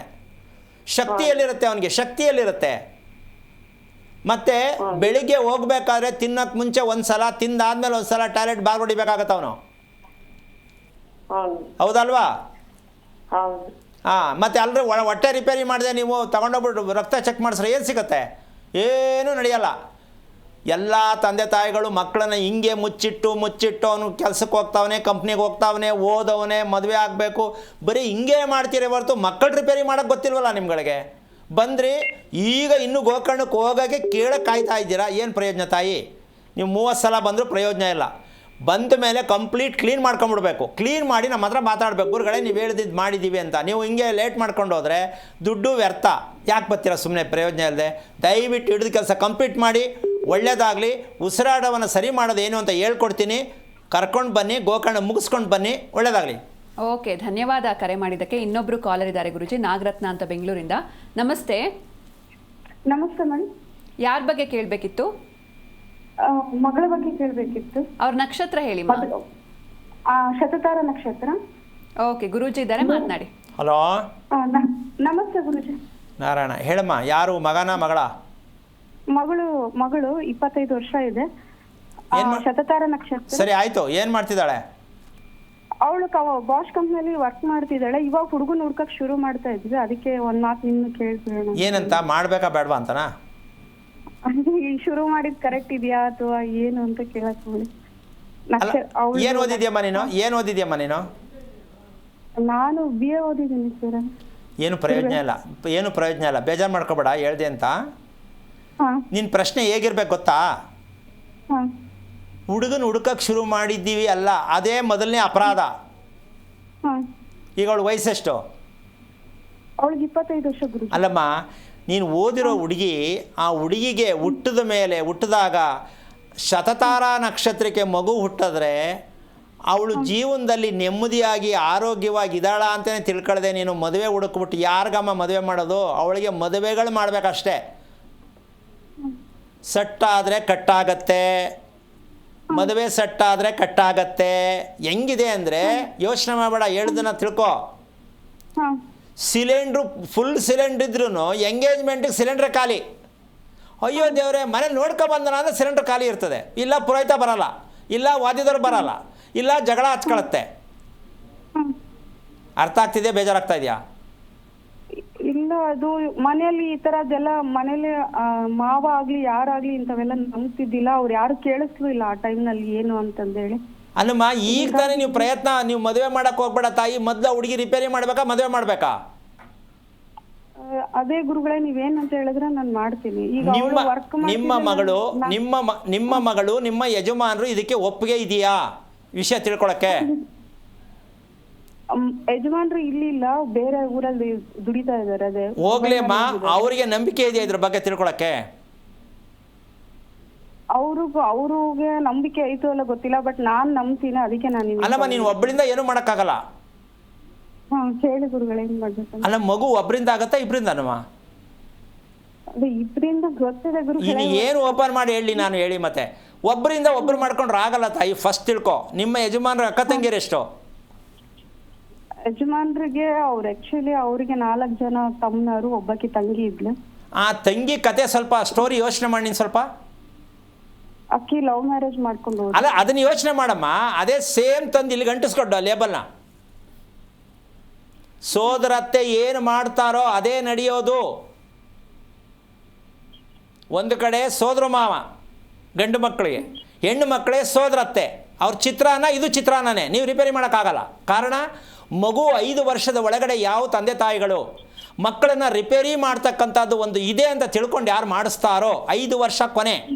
8 ವರ್ಷದಲ್ಲಿ ಒಂದು ತಿಳ್ಕೊಮ್ಮ, 35 ವರ್ಷದವರೆಗೂ ಯಾವುದೇ ಹೆಣ್ಣು ಗಂಡಿಗೆ 40 ವರ್ಷ, ಹೆಣ್ಣಿಗೆ 45 ವರ್ಷ, ಆತ್ಮಹತ್ಯೆಯಲ್ಲೇ ಇರುತ್ತೆ ಏಜು. ಹುಟ್ಟಿದ ದಿನದಿಂದ 35ರಿಂದ 40 ವರ್ಷ, 40ರಿಂದ 45 ವರ್ಷ ಹೆಣ್ಣು ಗಂಡಿಗೆ ಆತ್ಮಹತ್ಯೆ ಮಾಡಿಕೊಳ್ಳುವ ಸ್ಥಿತಿಯಲ್ಲಿ ದೇಹ ಇರುತ್ತೆ. ಇದಕ್ಕೆ ಮೀರಿ ನಾನು ಕನ್ನಡ ಹೇಳೋಕ್ಕಾಗಲ್ಲ. ಆತ್ಮಹತ್ಯೆ ರೀತಿಯಲ್ಲೇ ಅನುಭವಿಸ್ತಿರ್ತಾರೆ. ಅಂದರೆ ಸತ್ತಿರಲ್ಲ, ಸತ್ತಂಗಿರ್ತಾರೆ. ಯಾಕೆ ಅಂದರೆ 5ರಿಂದ 8 ವರ್ಷದೊಳಗಡೆ ರಿಪೇರಿ ಆಗಲಿಲ್ಲ. ನಿನ್ನ ಜೀವನ ಮರ್ತುಬಿಡ್ಬೇಕು. ಮದುವೆ ಯಾಕೆ, ನೆಮ್ಮದಿ ಯಾಕೆ, ಊಟ ಯಾಕೆ, ಆಸ್ತಿ ಯಾಕೆ, ಕೆಲಸ ಯಾಕೆ, ನಿದ್ದೆ ಯಾಕೆ, ಎಲ್ಲವೂ ಯಾಕೆ ಯಾಕೆ ಯಾಕೆ ಕ್ವಶನ್. ಸತತಾರ ನಕ್ಷತ್ರ. ಪರಿಸ್ಥಿತಿ ಸರಿ ಇರ್ಲಿಲ್ಲ. ಅಮ್ಮ ಅದಾಯ್ತಮ್ಮ, ಅದಾಯ್ತು ತಾಯಿ, ಪರಿಸ್ಥಿತಿ ಸರಿ ಇಲ್ಲ ಅಂದಾಯ್ತು. ಈಗ ನಿನಗದು ಗೊತ್ತಿಲ್ಲ ಅಂತಲೂ ಆಯಿತು, ಕುಟುಂಬದಲ್ಲಿ ಇವೆಲ್ಲ ಒಪ್ಕೊಳ್ಳಲ್ಲ ಅಂತಲೂ ಆಯಿತು. ಯಾಕೆಂದರೆ ಶತಭಿಷ ಸತತಾರ ನಕ್ಷತ್ರ ಹುಟ್ಟಿದ ಮಕ್ಕಳು ಹೇಗಿರ್ತಾರೆ ಅಂದರೆ, ನಿಮ್ಮ ಅತ್ತೆ ಮಾವ, ನಿಮ್ಮ ತಂದೆ ತಾಯಿ ಎರಡೂ ಮನೆಯಲ್ಲೂ ಕೂಡ ಇದ್ರ ಬಗ್ಗೆ ತಿಳ್ಕೊಳ್ಳೋಕ್ಕೆ ಆಸಕ್ತಿ ಇಲ್ಲದಂಥ ಕುಟುಂಬ. ಅದು ಕರೆಕ್ಟ್ ಹೇಳಿದ್ರೆ, ಅದು ಯಾರನ್ನ ಅದು ತಲೆನ ಕೆಡಿಸ್ಕೊಂಡು. ಈಗ ಬೇರಿರೋದೆಲ್ಲಿ, ಆ ಬೇರನ್ನ ರಿಪೇರಿ ಮಾಡಬೇಕಾ, ಪೇಂಟ್ ಹೊಡಿಬೇಕಾ, ನೀನೇ ಯೋಚನೆ ಮಾಡಮ್ಮ. ನಿಮ್ಮ ತಂದೆ ತಾಯಿ ಮನೆ ಪ್ಲಸ್ ನಿನ್ನ ಗಂಡನ ಅಪ್ಪ ಅಮ್ಮನ ಮನೆ, ಈ ಎರಡೂ ಮನೆಯನ್ನು ಕ್ಲೀನ್ ಮಾಡಿಲ್ಲ ಅಂದಾಗಲೇ ಈ ನಕ್ಷತ್ರದ ಮಕ್ಕಳು ಬರೋದು. ಶತಭಿಷ ಶತತಾರ ನಕ್ಷತ್ರ ಅಂತ ಏನಿದೆ, ಮದುವೆ ಮಾಡಬೇಡಿ ಅಂತ ನೇರವಾಗಿ ನಿಖರವಾಗಿ ಹೇಳ್ತೀನಿ. ಮಾಡೋಕ್ಕಾಗಲ್ಲ, ಮಾಡಿದ್ರೆ ಉಳಿಯಲ್ಲ. ಯಾಕೆ ಸುಮ್ಮನೆ ದುಡ್ಡು ವೇಸ್ಟ್ ಮಾಡ್ಕೊಂಡು ಮಕ್ಕಳು ಲೈಫ್ ಹಾಳು ಮಾಡ್ತೀರಾ? ಹೆದರ್ಕೊಳ್ಳೋದಲ್ಲ, ಇದನ್ನು ಯಾರು ಹೇಳಲ್ಲ, ನಾನು ಮಾತ್ರ ಹೇಳೋದು. ಮಾಡಬೇಕು, ಮಾಡಬಾರ್ದು, ತಿಳ್ಕೊಂಡು ಮಾಡಿ. ಹೆದರ್ಕೋಬೇಡಮ್ಮ, ಭಯ ಬೀಳಬೇಡ. ಈಗಲೂ ಕಾಲ ಮಿಂಚಿಲ್ಲ. ನಿಮ್ಮ ಯಜಮಾನ್ರು ಕನ್ವೀನಿಯನ್ಸ್ ಮಾಡು, ರಜಾ ಹಾಕಿ ಬನ್ನಿ, ಒಂಚೂರು ವಿಷಯ ತಿಳ್ಕೊಳ್ಳೋಣ ಅಂತ. ನೀನೇನು ಗಂಡನ್ನ ಹುಡುಕಕ್ಕೆ ಹೋಗಬೇಡ. ಆಟೋಮೆಟಿಕ್ಕಾಗಿ ಮದುವೆ ಸೆಟ್ ಆಗೋಕ್ಕೆ ನೀವೇನು ಮಾಡಬೇಕು, ಆ ಕ್ರಮಬದ್ಧವಾಗಿ ಮಾಡಿದ್ರೆ 1-2 ವರ್ಷ ಟೈಮ್ ತೊಗೊಳುತ್ತೆ. ಒಂದೇ ತಿಂಗಳಲ್ಲಿ, ಒಂದೇ ವರ್ಷದಲ್ಲಿ ಎಲ್ಲ ಆಗುತ್ತೆ ಅನ್ಕೊಳ್ಳಂಗಿಲ್ಲ, ಕಾಯಬೇಕು. But stage by stage. ಅದು ನನ್ ಗಂಡ ಸತೆ ನಮ್ಮ ಹಸ್ಬೆಂಡ್ ಸತೆನೂ ತುಂಬಾ ತೊಂದರೆ ಮಾಡ್ಕೊಂಡು ಅಲ್ಲಿ ದುಬೈಗೆ ಹೋಗಿದ್ದಾರೆ. ನಾನು ಇವಾಗಿಂದ ಶುರು ಮಾಡೋಣ ಅಂತ ಹೇಳಿ ಸ್ವಲ್ಪ ಕೇಳಿಸಿ ಶುರು ಮಾಡಿದೆ. ಇನ್ನು ಮತ್ತೆ ಮಾವ ಇದ್ದಾರಾ? ಅತ್ತೆ ಅಷ್ಟೇ ಇದ್ದಾರೆ, ಮಾವ ತೀರ್ಕೊಂಡು. ಅಲ್ಲೂ ಇಲ್ಲ ಅಕೌಂಟ್. ಏನು ಮಾಡೋದು ಈಗ? ನಿಮ್ಮ ಯಜಮಾನರು ಅಲ್ಲಿ, ನಿಮ್ಮ ಮಾವ ಇಲ್ಲಿ. ಇದಕ್ಕೆ ಕುಟುಂಬ, ಅಲೆಮಾರಿ ಕುಟುಂಬ ಅನ್ನೋದು. ಎಲ್ಲ ಇದ್ರೂ ಅಲ್ಲೊಬ್ರು ಇಲ್ಲೊಬ್ರು, ಗಂಡ ಒಂದ್ ಕಡೆ ಹೆಂಡತಿ ಒಂದ್ ಕಡೆ, ಹೌದಲ್ವಾ? ಹೌದು. ಯಾಕೆ ಸ್ವಲ್ಪ ಯೋಚನೆ ಮಾಡು. ಕುಟುಂಬ ಹೊಡೆದಾಯ್ತು, ಆದರೆ ನಾವು ಅನ್ಕೋತೀವಿ ಸಂಪಾದನೆ ಮಾಡೋಕೆ ಅಲ್ಲವರೇ ನನ್ನ ಮಗ, ಅಲ್ಲವಳೆ ನನ್ನ ಮಗಳು. ಕುಟುಂಬ ಹೊಡೆದಾಯ್ತು. ತಂದೆ ತಾಯಿ ಜೊತೆಯಲ್ಲಿ ಯಾವ ಮಕ್ಕಳು ಇಲ್ಲವೋ ಕುಟುಂಬ ಹೊಡೆದಾಯ್ತು. ಕುಟುಂಬ ಒಂದಾಗಲ್ಲ, ಮದುವೆ ಮಾಡಿದ್ರು ಚೆನ್ನಾಗಾಗಲ್ಲ. ಇದೇ ರಿಸಲ್ಟ್ ತಿಳ್ಕೊಬೇಕು. ಕೆಲ್ಸಕ್ಕೆ ಹೋಗ್ತೀನಿ, ಕೆಲ್ಸಕ್ಕೆ ಹೋಗೋದು ಸರಿ, ತನ್ನ ಮನೆ ಬಿಟ್ಟು ಹೋದ್ಮೇಲೆ ಮುಗಿತಲ್ಲ ಕತೆ. ಬರೀ ಫೋನಲ್ಲಿ ಮಾತಾಡ್ಕೋಬೇಕು, ಚೆನ್ನಾಗಿದೆಯಮ್ಮ, ಊಟ ಮಾಡ್ದಮ್ಮ, ಹಿಂಗೆ ಅನುಭವಿಸಿ. ಕುಟುಂಬವನ್ನು ಛಿದ್ರ ಆಗ್ತಕ್ಕಂಥದ್ದು ಫಸ್ಟು ಯಾಕೆ ಅಂತ ಮೊದಲು ತಿಳ್ಕೊಳ್ಳಿ. ದುಬೈಗೆ ಹೋಗೋದು, ಇನ್ನೊಂದು ಕಡೆಗೆ ಹೋಗೋದು, ಮಹಾರಾಷ್ಟ್ರ ಎಲ್ಲೋ ಹೋಗಿ ನೀವು, ಅದಲ್ಲ, ಹೋಗಬಾರ್ದು. ಕುಟುಂಬದಲ್ಲೇ ಇರಬೇಕು ಅಂದರೆ ಇವೆಲ್ಲ ತಿಳ್ಕೊಳ್ಳೋಕೆ ಪ್ರಯತ್ನ ಮಾಡ್ತಾಯಿ. ಹೆದರ್ಕೋಬೇಡ, ಕಾಲ ಮಿಂಚಿಲ್ಲ. ಮದುವೆ ಮಾಡೋಕ್ಕೆ ಹೋಗಬೇಡ. ಮತ್ತೆ ಸಮಸ್ಯೆಯಲ್ಲಿ ನೀನು ಥರ ಸಿಕ್ಕಾಕೊಳ್ಳೋಕ್ಕಾಗತ್ತೆ. ಫಸ್ಟು ಕ್ಲೀನ್ ಮಾಡೋದು ಕಲ್ತ್ಕೊ. ಏನು ಮಾಡಬೇಕು ತಿಳ್ಕೊ, ಹೇಳ್ಕೊಡೋಣ. ಬೇಕಾದ್ರೆ ಒಳ್ಳೇದಾಗಲಿ. ಮದುವೆ ಮಾಡೋಕ್ಕೆ ಪ್ರಯತ್ನ ಮಾಡಬೇಡ, ಫಸ್ಟ್ ರೆಡಿ ಮಾಡು. ನೀನು ಚೆನ್ನಾಗಾಗ್ತೀಯ, ನಿಮ್ಮ ಯಜಮಾನರು ಹತ್ರ ಇರ್ತಾರೆ, ನಿಮ್ಮ ಮಗಳಿಗೂ ಒಳ್ಳೆ ಸಂಬಂಧ ಸಿಗುತ್ತೆ. ತಿಳ್ಕೊಂಡು ಕ್ಲೀನ್ ಮಾಡಿಕೊಂಡ್ರೆ 1-2 ವರ್ಷ ಕಾಯಬೇಕಾಗತ್ತೆ ಇದೆಲ್ಲ ಸೆಟ್ರೇಟ್ ಮಾಡೋಕ್ಕೆ. ಒಳ್ಳೆಯದಾಗಲಿ ತಾಯಿ. ಓಕೆ, ಧನ್ಯವಾದ ಕರೆ ಮಾಡಿದ್ದಕ್ಕೆ. ಗುರೂಜಿ, ನೀವಾಗಲೇ ಇಂದ್ರದ್ವಾರ ಹಾಗೆ ವರ್ಣದ್ವಾರದ ಬಗ್ಗೆ ಹೇಳ್ತಾ ಇದ್ರೆ ಅದನ್ನು ಮುಂದುವರಿಸಿ. ಈಗ ವಿಷಯ ಈಗ ಲೆಕ್ಕ ಹಾಕೊಳ್ಳಮ್ಮ. ಪಾಪ ಪ್ರತಿಯೊಬ್ಬರು ವಿಚಾರದಲ್ಲೂ ಇದೊಂದು ಸಣ್ಣ ವಿಷಯ ಇದು. ಏನು ಅಂದರೆ, ಮಕ್ಕಳು ಕಳಿಸ್ಬಿಟ್ಟು ಹೊರದೇಶಕ್ಕೆ ಕಳಿಸ್ಬಿಟ್ಟು ಒಳ್ಳೆ ದುಡ್ಡು ಮಾಡ್ಕೊಂಬರ್ಬೋದು ಅಂತ ಮಕ್ಕಳ ಮೈಂಡಿಗೆ ಬಂದ್ಬಿಡತ್ತೆ. ಆಮೇಲೆ ಎಲ್ಲ ಅನುಕೂಲ ಇರುತ್ತೆ, ಇವರೇ 10 ಜನಕ್ಕೆ ಸಾಕಬಹುದು, ಆ ಮಟ್ಟಕ್ಕಿರುತ್ತೆ. ಇನ್ನೊಂದು ಕಡೆ ಹೋಗ್ಬಿಟ್ಟು ಕಾಯ್ಕೊಂಡು ಕೈ ಕಟ್ಕೊಂಡು ನಿಂತಿರ್ತಾರೆ ಕೊಡಿ ಅಂತ. ಯಾಕೆ ಅಂದರೆ ಕೆಲಸ ಬೇಕಂತೆ. ಯಾಕೆ ಬೇಕು ಅಂದರೆ ಟೈಮ್ ಪಾಸ್ ಮಾಡೋಕ್ಕೆ. ಇದು ಕುಟುಂಬ ಹೊಡೆದೋಯ್ತು ಅಂತ ತೀರ್ಮಾನ. ಮಗ ಆಗಲಿ ಮಗಳಾಗಲಿ ಮನೆ ಬಿಟ್ಟು ಹೊರಗಿದ್ದಾರೆ ಅಂದರೆ ಕುಟುಂಬ ಚೆನ್ನಾಗಿಲ್ಲ. ಇದು ಡಿಸೈಡ್. ನೀವು ಯಾವ ಶಾಸ್ತ್ರ ಕೇಳಕ್ಕೆ ಹೋಗಬೇಡಿ. ಯಾವುದೇ ಕುಟುಂಬ ಮದುವೆ ಆದಮೇಲೆ ಹೋಗೋದಕ್ಕೂ, ಮದುವೆ ಆಗೋಕ್ಕೆ ಮುಂಚೆ ಮಕ್ಕಳು ಕಾಲು ತೆಗೆದು ಮನೆ ಹೋದರೆ, ಹೊರಗಡೆ ಹೋದರೆ, ಅಪ್ಪ ಒಂದು ಕಡೆ, ಅಮ್ಮ ಒಂದು ಕಡೆ, ಮಗಳು ಒಂದು ಕಡೆ, ಮಗ ಒಂದು ಕಡೆ, ಸ್ವಾಮಿ ದುಡ್ಡು ಸಂಪಾದನೆ ಮಾಡಬೇಡವಾ, ದುಡಿಬೇಡವಾ ಅಂತ ನೀವು ಅಂದ್ಕೊಂಡ್ರೆ ನಿಮ್ಮ ಹಣೆ ಬರ. ಇದಕ್ಕೆ ಔಷಧ ಇಲ್ಲದ ರೋಗ ಅನ್ನೋದು. ಇದಕ್ಕೆ ಔಷಧಿ ಕೊಡೋಕ್ಕಾಗತ್ತೇನಮ್ಮ? ಇಲ್ಲ. ಇದನ್ನೇ ಔಷಧವಿಲ್ಲದ ರೋಗ ಅಂತ ಹೇಳೋದು. ಕುಟುಂಬ ಛಿದ್ರ ಆಗಬಾರ್ದು. ಕುಟುಂಬ ಅಂದರೆ ಒಂದು ಕಣ್ಣು ಮುಂದೆ ಇರಬೇಕು, ಕಷ್ಟ ಸುಖಗಳನ್ನ ಮಾತಾಡಿ ಹಂಚ್ಕೋಬೇಕು. ಇದನ್ನೇ ಕುಟುಂಬ ಅನ್ನೋದು. ಅವ್ವ ಹೇಳಿದ್ದು ಅಪ್ಪ ಒಪ್ಪಲ್ಲ, ಇವರಿಬ್ಬ ಹೇಳಿದ್ದು ಮಕ್ಕಳು ಒಪ್ಪಲ್ಲ, ಮಕ್ಕಳು ಒಪ್ಕೊಂಡಿದ್ದು ಅಪ್ಪ ಅಮ್ಮ ಒಪ್ಪಲ್ಲ. ಇದಕ್ಕಿನ್ನ ಬೇಕಾ ಪನಿಷ್ಮೆಂಟು ನಮ್ಮ ಜನಕ್ಕೆ? ಇನ್ನೂ ಅರ್ಥ ಆಗಿಲ್ಲ. ಈ ನಾಳೆ ಎಷ್ಟೋ ಜನ ಪಾಪ 3 ಗಂಟೆ ರಾತ್ರಿಗೆ ಎದ್ಬಿಟ್ಟು ವೈಕುಂಠಕ್ಕೆ ಹೋಗಿ ನಿಂತ್ಕೋತಾರೆ ದ್ವಾರಕ್ಕೆ. ನನ್ನ ಮಗಳು ಒಂದು ಮಗು ಆಗಲಿ ಅಥವಾ ನನ್ನ ಮಗಳು ಮದುವೆ ಆಗಲಿ ಅಂತ. ಹೆಂಗ್ರಿ ಆಗತ್ತೆ? ದೇವರು ನಿಮಗೆ ಕೇಳೋದೆಲ್ಲ ಕೊಡಕ್ಕೆ ಅವನು ಬಿಸ್ನೆಸ್ ಮ್ಯಾನ್ ಅಲ್ಲ. ಏನಮ್ಮ, ವ್ಯಾಪಾರಿನ ದೇವರು? ಇಲ್ಲ ಇಲ್ಲ. ನೀವು ಕೇಳೋದೆಲ್ಲ ಕೊಡೋಕ್ಕೆ ಅವ್ನು ಇಟ್ಕೊಂಡಿರ್ತಾನೆ ಸೂಟ್ ಕೇಸಲ್ಲಿ, ನೀವು ಪೂಜೆ ಮಾಡಿದ ತಕ್ಷಣ ಕೊಟ್ಬಿಡೋಕ್ಕೆ. ಸುಳ್ಳು. ನಿಮ್ಮ ಮನಃಶಾಂತಿಗೆ ಹೋಗಬೇಕು, ಹೋಗಿ ಅಲ್ಲೇನು ಕೇಳಬೇಡಿ. ಕೇಳಕ್ಕೆ ಹೋದರೆ ದೇವಸ್ಥಾನಕ್ಕೆ ಹೋಗಬೇಡಿ ಅಂತ ನಾನು ಆರ್ಡ್ರ್ ಮಾಡ್ತಾ ಇಲ್ಲ, ನಿಮ್ಮಿಷ್ಟ. ದೇವರ ಹತ್ರ ಬೇಡುವುದನ್ನು ಬಿಡಿ. ದೇವರೆಲ್ಲ ಕೊಟ್ಟಾಗಿದೆ. ನೀವೇನು ಮಾಡಬೇಕು ಅಂದರೆ ಮನಃಶಾಂತಿಗೋಸ್ಕರವಾಗಿ ದೇವರನ್ನು ನೋಡಬಹುದು ಅಷ್ಟೇ. ಅಲ್ಲೇನು ಅಪ್ಲಿಕೇಶನ್ ಹಾಕ್ಬಿಟ್ಟು ಬರಬೇಡಿ. ನನ್ನ ಗಂಡ ನಾನು ಹೇಳ್ದಂಗೆ ಕೇಳಲಿ, ನನ್ನ ಮಗನಿಗೆ ಒಳ್ಳೆ ಕೆಲಸ ಸಿಕ್ಕಲಿ, ನನ್ನ ಮಗ ಗಂಡು ಮಗು ಆಗಲಿ ಅಥವಾ ಅವಳು ಮದುವೆ ಆಗಲಿ, ಇದೆಲ್ಲ ಬೇಡದು ಹೋಗಬೇಡಿ. ಎಷ್ಟು ಬೇಡ್ತಿರೋ ನೀವು ಅಷ್ಟೇ ಹಿಂದಕ್ಕೆ ಹೋಗ್ತೀರಾ. ಇದು ದೈವಶಾಪ ನಿಮ್ಮ ಮೇಲೆ ಬರುತ್ತೆ. ನಾನು ಅಷ್ಟು ಸಲ ಹೋಗಿ ದೇವಸ್ಥಾನಕ್ಕೆ ಹೋಗಿ ಬೇಡ್ಕೊಂಡೆ, ನನ್ನ ಮಗಳ ಮದುವೆನೇ ಆಗಲಿಲ್ಲ ಅಂತ ದೇವ್ರ ಬಗ್ಗೆ ನೀವು ಕಂಪ್ಲೇಂಟ್ ಕೊಟ್ಟರೆ ನಿಮ್ಮ ಜೀವಮಾನೆಲ್ಲ ಇದರಲ್ಲೇ ಅನುಭವಿಸ್ತೀರಾ. ದೈವಶಾಪ ನಿಂದನೆಗೆ ಗುರಿ ಆಗ್ತೀರಾ. ದೇವ್ರನ್ನ ಹೊಣೆ ಮಾಡಬೇಡಿ. ಜವಾಬ್ದಾರಿ ನಿಮ್ಮದು. ನಿಮ್ಮ ಎಚ್ಚರಿಕೆ ಬೇಕು. ದೇವರು ನಿಮಗೆಲ್ಲ ಕೊಟ್ಟು ಕಳಿಸಿದ್ದಾನೆ. ಮದುವೆ ಆಗಬೇಕು, ಮದುವೆ ಆಯಿತು. ಮಕ್ಕಳಾಗಬೇಕು, ಮಕ್ಕಳಾಯಿತು. ಮನೆ ಕಟ್ಟಬೇಕು, ಮನೆ ಕಟ್ಟಿದ್ರಿ. ಇನ್ನೇನು ಕೊಡ್ಬೇಕು ದೇವ್ರು ನಿಮಗೆ? ಅದನ್ನು ಸರಿಯಾಗಿ ತಿಳ್ಕೊಂಡು ಮನೆ ಕಟ್ಟಿಲ್ಲ, ಸರಿಯಾಗಿ ತಿಳ್ಕೊಂಡು ಮಕ್ಕಳು ಮಾಡ್ಕೊಂಡಿಲ್ಲ, ಸರಿಯಾಗಿ ತಿಳ್ಕೊಂಡು ಬದುಕಿಲ್ಲ. ಅದಕ್ಕೆ ನೀವು ದೇವರ ಹತ್ರ ಹೋಗಿ ಕ್ಯೂ ನಿಂತ್ಕೋತೀರಾ. ಏನು ಪ್ರಯೋಜನ ಹೇಳಿ? ಈ ಥರದಲ್ಲಿರ್ತಕ್ಕಂತಹ ಒಂದು ಅಭ್ಯಾಸವನ್ನು ಆದಷ್ಟು ಮಟ್ಟಕ್ಕೂ ನಮ್ಮ ಮನೆಯನ್ನು ವೈಕುಂಠ ದ್ವಾರ ಅಂದರೆ ಪೂರ್ವದಲ್ಲಿರ್ತಕ್ಕಂತಹ ಮನೆಯ ಬಾಗಿಲು ಪಕ್ಕಾ ಮನೆಗೆ ಮಧ್ಯಭಾಗದಲ್ಲಿ ಇಂದ್ರದ್ವಾರ ಇದ್ದರೆ ಅದು ವೈಕುಂಠ ದ್ವಾರ. ಅದೇ ಥರದಲ್ಲೇ ಪಶ್ಚಿಮದಲ್ಲೂ ಕೂಡ ಇದ್ದಾಗ ಅದು ವರ್ಣದ್ವಾರ. ನಿಮ್ಮ ಕಾಯಿಲೆಗೆ ಔಷಧಿ ಸಿಗಬೇಕಾದ್ರೆ ಮುಳುಗೋ ಸೂರ್ಯ. ಯಾಕೆ ಅಂದರೆ ಉದಯ ಸೂರ್ಯನಿಗಿನ್ನ ಮುಳುಗುವ ಸೂರ್ಯನಲ್ಲಿ ಶಾಖ ಜಾಸ್ತಿ. ಗಮನಿಸಿದ್ಯಾ ನೀನು? ಮುಳುಗೋ ಸೂರ್ಯ ಶಾಖ ಜಾಸ್ತಿ. ಅದು ಮನೆಗೆ ಪ್ರವೇಶ ಆದಾಗ ನಿಮಗೆ ರಾತ್ರಿ ಮಲ್ಕೊಂಡಾಗ ಮೆಡಿಷನ್ನು. ಸೂರ್ಯನ ಕಿರಣಗಳ ಶಾಖ ನೀವು ಮಲಗದಾಗ ಹಿಂಬಾಗಲಿಂದ ಬಂದಂಥ ಸೂರ್ಯ ಕಿರಣ ನಿಮ್ಮ ಮನೆಗೆ ಫೋಕಸ್ ಆದಾಗ ಇದು ನಿಮಗೆ ರಾತ್ರಿಗೆ ಮೆಡಿಷನ್. ದೇಹ ಹಗುರವಾಗಿರುತ್ತೆ, ಒಳ್ಳೆ ನಿದ್ದೆ ಬರುತ್ತೆ. ಫ್ಯಾನ್ ಹಾಕ್ಕೊಳ್ಳಂಗಿಲ್ಲ, ಎ ಸಿ ಹಾಕ್ಕೊಳ್ಳಂಗಿಲ್ಲ. ಈ ಥರ ಮನೆ ಕಟ್ಟಕ್ಕೆ ಎ ಸಿ ಫ್ಯಾನ್ ಹಾಕಿದ್ರೆ ಮನೆ ಯಾಕೆ ಕಟ್ತೀರಾ? ಇದು ರೋಗದ ಮನೆ. ಯಾರ ಮನೆಯಲ್ಲಿ ಫ್ಯಾನ್ ಹಾಕ್ತಾರೋ ಅದು ರೋಗದ ಮನೆ. ಹೋದ ತಕ್ಷಣ ಶರ್ಟ್ ಗುಂಡಿ ಬಿಚ್ಬಿಟ್ಟು ಫ್ಯಾನ್ ಹಾಕಪ್ಪ, ಅಯ್ಯೋ ಏನು ಇಷ್ಟೊಂದು ಸೆಕೆ ಅಲ್ಲ, ಅದಲ್ವೇ ಅಲ್ಲ. ಮನೆಯಲ್ಲಿ ಫ್ಯಾನ್ ಆಡೋದು, ಎ ಸಿ ಆಡೋದು ಅಲ್ಲ, ನಿಮ್ಮ ಅನುಕೂಲಕ್ಕೆ ಮಾಡ್ಕೊಂಡು ನನಗೆ ಗೊತ್ತಿಲ್ಲ. ಯಾವ ಕಾರಣಕ್ಕೂ ಮನೆಯಲ್ಲಿ ಎ ಸಿ ಫ್ಯಾನ್ ಇದ್ದರೆ ನಿಮ್ಮ ಮನೆಗೆ ಮನಸ್ಸಲ್ಲಿ ಯಾರಿಗೂ ಸುಖ ಇರಲ್ಲ, ನೆಮ್ಮದಿ ಇರಲ್ಲ, ಯಾರ ಮಾತು ಹೇಳೋದು ಕೇಳಲ್ಲ. ಇದನ್ನು ವಾಯು ರೋಗ ಅಂತಾರೆ. ಕೆಲವರು ಉಷ್ಣವಾಯು ಅಂತಾರೆ, ಶೀತವಾಯು ಅವ್ರವ್ರದ್ದೇ ಹೆಸರಿಟ್ಕೊಂಡಿರ್ತಾರೆ. ನನಗೆ ಉಷ್ಣವಾಯು, ನನಗೆ ಕೇಳು ನಗು ಬರುತ್ತೆ. ಇದೆಲ್ಲರೂ ಹುಡುಕ್ತಾರೆ ಹೆಸರುಗಳನ್ನ ಅಂತ. ಉಷ್ಣವಾಯು ಬೇರೆ, ಶೀತವಾಯು ಬೇರೆ ಅಂತೆ. ನಿಮ್ಮ ಮನೇಲಿ ಇರ್ತಕ್ಕಂಥ ಕಿಟಕಿ ಬಾಗಿಲು ನೋಡ್ಕೊಳ್ಳಿ ಫಸ್ಟು, ಎಲ್ಲೆಲ್ಲೈತೆ ಅಂತ. ಫ್ಯಾನ್ ಎಷ್ಟೈತೆ ನಿಮ್ಮ ಮನೇಲಿ ನೋಡ್ಕೊಳ್ಳಿ, ಎಲ್ಲೆಲ್ಲೈತೆ ಅಂತ. ರೂಮ್ಗಳು ಎಲ್ಲೆಲ್ಲೈತೆ ನೋಡ್ಕೊಳ್ಳಿ. ಇದೆಲ್ಲವೂ ನಾವು ಮಾಡ್ಕೊಳ್ತಾ ಇರ್ತಕ್ಕಂಥದ್ದು ದೇವರ ಮೇಲೆ ಭಾರ ಹಾಕ್ತಕ್ಕಂಥದ್ದನ್ನು ಬಿಟ್ಟು ಭಗವಂತ ನಮಗೆ ಎಲ್ಲವನ್ನೂ ಕೊಟ್ಟು ಕಳಿಸಿದ್ದಾನೆ, ತಿಳ್ಕೊಂಡು ಮಾಡಬೇಕು ಅನ್ನೋ ಪ್ರಜ್ಞೆ ನಮಗಿರಬೇಕು ಅಂತಕ್ಕಂಥ ವಿಚಾರದಲ್ಲಿ ಗಂಡ ಹೆಂಡತಿ ಇಬ್ಬರೂ ಕೂಡ ನಾವು ಮಾಡಬೇಕಾದ ಕೆಲಸ ಪಶ್ಚಿಮ ದ್ವಾರಕ್ಕೂ ನಮಸ್ಕಾರ 2 ಕೈಯಲ್ಲಿ ಮುಟ್ಟಿ ಗಂಡ ಹೆಂಡತಿ ಜೊತೆಯಲ್ಲಿ ನಮಸ್ಕಾರ ಮಾಡಿದ್ರೆ 18 ಪುರಾಣಗಳಿದೆ. ನಮ್ಮ ಭಾರತ ದೇಶ ಸಂಸ್ಕಾರದಲ್ಲಿ 18 ಪುರಾಣಗಳಿದೆ. ಅಷ್ಟಕ್ಕೂ ನಾವು ಪೂಜೆ ಮಾಡ್ದಂಗೆ ಆಗುತ್ತೆ. ಒಂದು ಸಲ ಗಂಡ ಹೆಂಡತಿ ಬೆಳಗ್ಗೆ ಎದ್ದು ಸಾಯಂಕಾಲ ಬೆಳಗ್ಗೆ ಯಾರ ಮನೆಯಲ್ಲಿ ಗಂಡ ಹೆಂಡತಿ ಹೊಸಲು ಮುಟ್ಟಿ ಜೊತೆಯಲ್ಲಿ ನಿಂತು ನಮಸ್ಕಾರವನ್ನು ಮಾಡ್ತಾರೋ ಅವರಿಗೆ ಅಷ್ಟದಶಾ ಪುರಾಣಗಳು ಅಂದರೆ ಜೀವನದಲ್ಲಿ ಏನೇನು ಸಿಗಬೇಕು ಎಲ್ಲವೂ ಲಭ್ಯವಾಗತ್ತೆ. ಆ ಥರ ಮನೆ ಬಾಗಿಲಿದೆಯಾ ಫಸ್ಟ್ ನೋಡ್ಕೊಳ್ಳಿ. ವಕ್ರ ಪಕ್ರ ತಿರ್ಕೊಂಡ್ರು ಈಶಾನ್ಯದ ಒಂದು ಬಾಗಿಲು, ಸ್ವಾಮಿ ನಮ್ಮಲ್ಲಿ ಹಿಂದ್ಗಡೆ ಐತೆ ಅಂದ್ಬಿಟ್ಟು ಯಾವುದೋ ಮೂಲೆಯಲ್ಲಿ ಇರ್ತದೆ, ಅದಕ್ಕೋಗಿ ನಮಸ್ಕಾರ ಮಾಡಿದ್ರೆ ಕಳ್ತನ ಆಗುತ್ತೆ, ಕಳ್ಳ ನುಗ್ತಾನೆ. ಈ ರೀತಿಯಾಗಿರ್ತಕ್ಕಂಥ ವಿಚಾರಗಳನ್ನು ಯಾವ ಕಾರಣಕ್ಕೂ ಮಾಡೋಕ್ಕೆ ಹೋಗಬೇಡಿ.